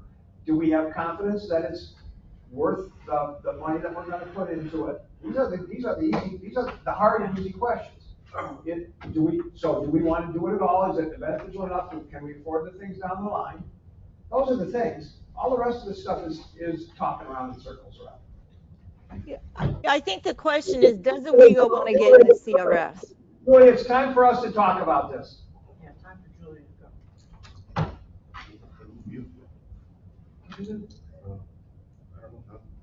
go. Yeah, and we don't know. We don't know.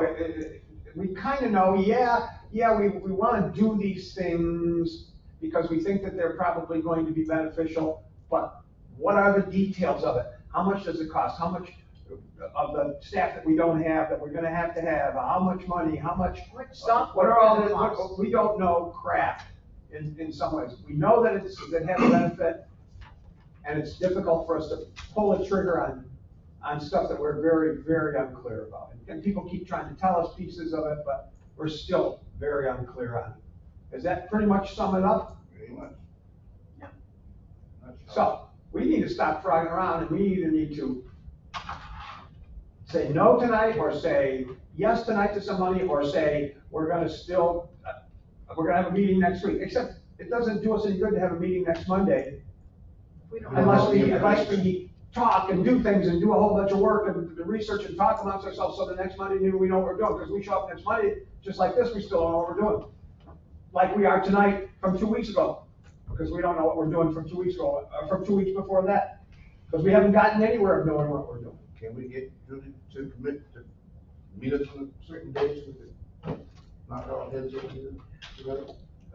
I guess that's my point about the consulting firm. I mean, we don't know them for anything.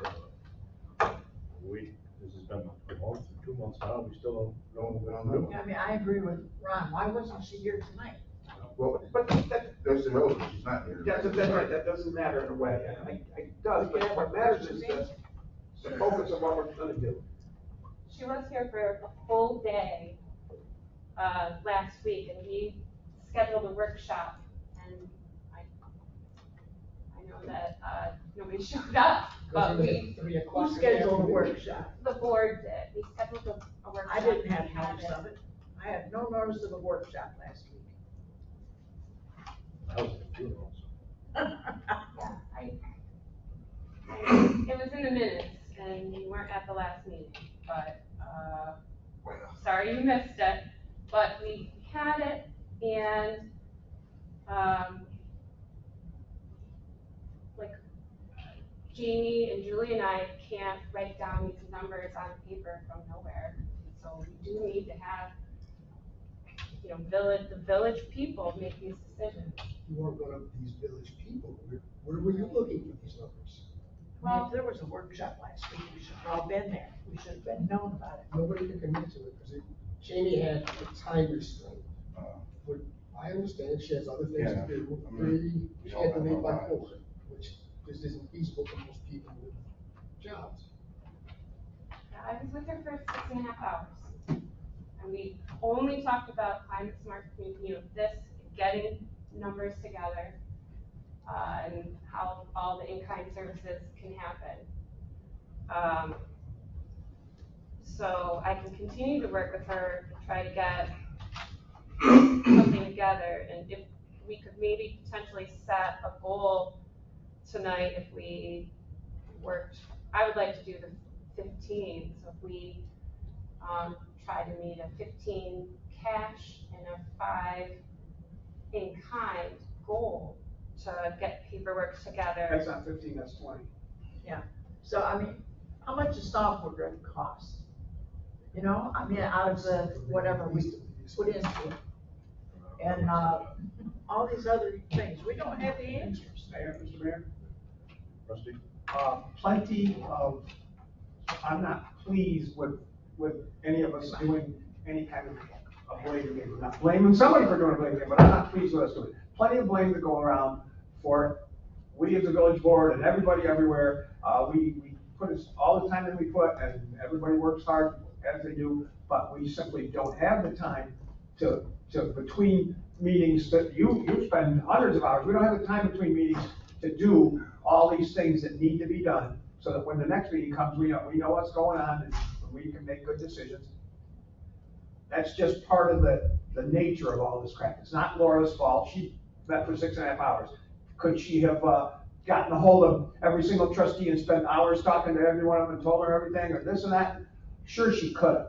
Nobody else did any of that. She's not to blame. Nobody's to blame. It's just the nature of the crap. We still need to focus on what are we going to do. Either we vote tonight or we vote to do it next week. I mean, But we're wasting our time to do it next week if we're not going to do, whoever is going to do a bunch of research and a bunch of work between now and next week that will change, that will give us enough information to be willing to do a particular thing. Or if when we have a meeting next week, if the right people can come so that we can get the answers. well, some of those answers will require us looking at what in-kind is possible to submit. Yeah, what's realistic. Right. So we have a little feel of that, even though we don't have a good feel. No, I'm just saying, we have a little feel. But let's get to it again. Is this thing worth us obligating ourselves for 5 years? It kind of is, and maybe it's not, and the money and the downsides. And what are we gonna do about that? Well, I guess my thing, so we can't even find the time to figure out if this is worth it with the staff that we have. And then we're gonna try and run the whole thing. And then we're gonna try and somehow do a whole grant. But we can't even, I Can't can't even do even that. tell Cindy or Kim or Meg to figure out, is this worth it? Because they're too busy doing actual other stuff. Sorry, Charles. Huh? Sorry that. It is what it So is. how's that gonna go with the 10,000 or whatever of in-kind? I think we have $10,000 to go for it. Well, what I'm saying, the in-kind has to be working toward, that we're doing toward the grant. Different than what people are already doing in the That's village. what I'm trying to say. Might have to. Because I don't feel comfortable with a quick decision like this. Applying for the CRS or whatever, you know what I mean? I like to be. Some of us have been here since 3 o'clock. We need to So, move along. And I can't do we even- wanna I bother can't to ask try and you have a meeting what I next was week? doing. Does some number of people want to get more information, or people submit the questions and thoughts More they have? We comfortable to know wanna everything. bother to do it for a week? Finding out everything, I mean, we just found out about what connection with this firm. When did we find out? No, the whole time. We don't We know looked that. at Paul, boy. But I'm just saying the grant is written that her firm will do all the work. That was the whole process. The reason she was doing this for us, for instead of charging us $4 or $5 grand a regular grant, she did it doing it for cheap with the idea that it is quid pro quo, with the idea we're gonna contract with them, just like when we're. Oh, yeah. Right. Well, but we We have a write those relationship. generator grants because we're gonna do something with them about them. Yeah, that's But we have a relationship with them. No, I'm, And being a month and a I'm half, not, 2 months into this, I'm not disagreeing with you about the people you know and the people you don't, but it's the same concept. I get it. Do you wanna bother being a couple more. and try to months- get some more information for next week or not? Being a couple months into this, and having no answers, vote tonight, commit money. It's obvious we're not gonna vote to do this tonight. Do we wanna bother to do something next week? We need all the answers if we're gonna be here next week. But we gotta figure out what are the questions, who's gonna ask them, who's gonna get these answers? That has to all be put together, or else we're wasting our time having a meeting next week. We don't even know if she could come to me next week to help us figure this out.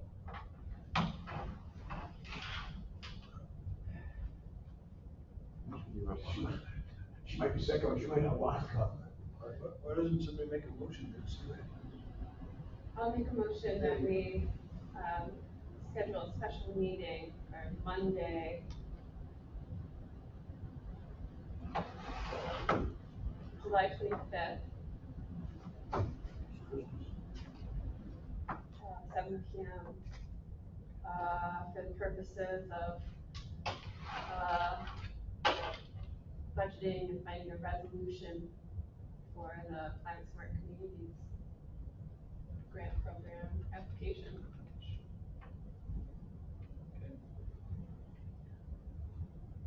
Second the motion so that we can talk about the motion, because we're not supposed to talk about it until you second it. That'd be fine with me, and I'll tell you what, if we don't have some stuff put together in the next few days, I don't know who, I don't know what, I don't care. If we don't have a bunch of this stuff put together in Wednesday, Thursday, Friday, sometime, I'm not coming to a meeting next week. If we're not gonna know what we're doing again, and we're just gonna do the same exercise again. I'm more than happy to, not more than happy, I'm willing to spend my time and try and make potentially good things happen. I'm willing to come more often than I want, I'm willing to be here from 3 o'clock till now. And I'd be willing to come next weekend if something good could possibly come. If it's something we're absolutely not gonna do, then let's not bother. So if you've got in your mind, we're not gonna do it if we have more information, and just say so and let's not bother to do this. If it's possible and we still might do it because we think it might have value, then let's have the meeting. Yeah, Or we can always call the damn meeting off. Yeah, no, the meeting needs to be contingent upon us having answers. Well, it's always contingent, because we don't have, we don't have to show up. We can't come to the meeting and get the sales pitch. No, we have to know stuff before that. That's my opinion. I agree. Yeah, I'm not gonna come just to do more rehash. Yeah, what they think. So shall we vote on having a meeting then? Rusty? Yes. Laura? Yes. Ron? No. Charles? Yeah, I suppose. Fran? Yeah, So yes. we said it contingent on the fact we have. Well, I mean, contingent. We need information in our hands before next month. Can Before you Friday. contact We're Julie to send us we're voting to an have a email? meeting, we can always cancel a meeting anytime we want. Do we have any questions that we could give to Mike that we want to know, specific things that we would like to know? Yeah, we wanna know what counts as in-kind. What's the max? What's the ceiling, what's Is the there a max? 15% or is there a 20% or what's the max amount of in-kind? that we What's the can- percentage of success of other places doing this? I don't know what a project looks like if we come back to it. What's it gonna cost us to buy this software we need to buy? I mean, is that all we're gonna be able to afford this next year? That's a reasonable question, there are gonna be expenses, and what are they? Aside, and what is the expense for her firm, and It's a what's 5-year the, project, so what exactly is it? And where are we gonna get the money out of our budget to do it? Well, that's us. Where are we gonna dig up that money? Yeah, I know, but I mean, we need to know if we can afford it. so. What are those hard expenses, like the software and all that kind of crap, or generally?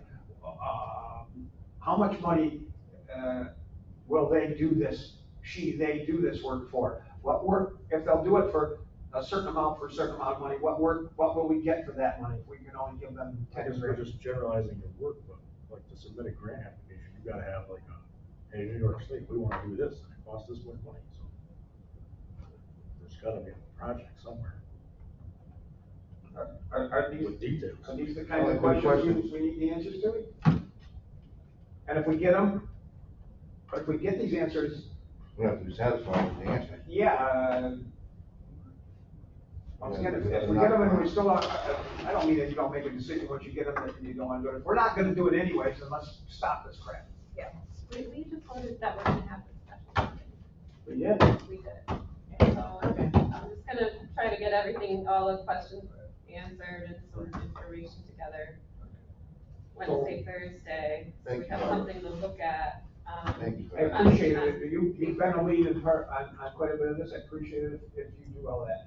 And but if you're gonna do it, part of your job is to inform the board members.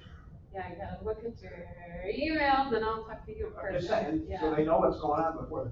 Yeah. Well, I mean, if all else fails, you send all the information to Mike and he can I check mine too. forward it to everybody. I don't have a trustee report. All right, good, that was my next thing. Laura? That's not the right answer. Yeah, I met with Jamie, so I told you guys about that. I missed a meeting I was gonna go to, for Restore New York. OHPC is gonna meet first week of August on Thursday, and that's it. We're on? It's probably nothing that can be done today, but every time I drive by the old middle school here, there's like a junkyard full of cars there. What's being done to those? You have an ordinance that says one junk vehicle with a permit, and he's got 7 over there, 2 empty trailers. We've talked code. That's Leonard. I don't think so. No, he's not. It says the cars must be registered and licensed currently, or they're considered junk, and per code, we do have the right to give 10-day written notice and dispose of them ourselves. I mean, I don't want to You go got that that route. army vehicle sitting over there and. Well, there are other ones over there. I mean, we've been having a lot of events at Marvin Park, and that's what people look at when they go in. It looks like a junkyard. I don't know if it's any different since it's on commercial. I couldn't find anything in code that differentiated, because I know it's not classified as a junkyard. Something to think about. And I was just curious if we could get him to either scrap them out or something. Probably. I mean, Because his ways. there's something small, but I thought it's something we should probably do if we're gonna start using Marvin Park for more things. No, I mean, we dealt with that, across the river, this towing place that gets wrecked cars. And they had to move some behind the fence because it was taking the same way. For his industrial, is that anything different than residential? I couldn't find anything in code that said if it's junk, it had to be in an enclosed garage or something. Yeah, I think it was like behind the fence or. Right, something not visible. I mean, Not visible. if it's not visible, we don't have the right to go on the property. Right. We don't need to know any of that. We will refer that to the code office. Yeah, we'll figure it out. Well, that's a good observation. That's all I got. You're right, we are having events there. Charles? Rinse to the pool regularly, nobody's complaining, that's all I got. Perfect. Good job. It looks beautiful. Yes. I'm gonna not give any report tonight on the cemetery committee. I had a number of things to bring up. That'll wait till next meeting. Thank you. It's almost 11 o'clock. Communications, I don't have anything.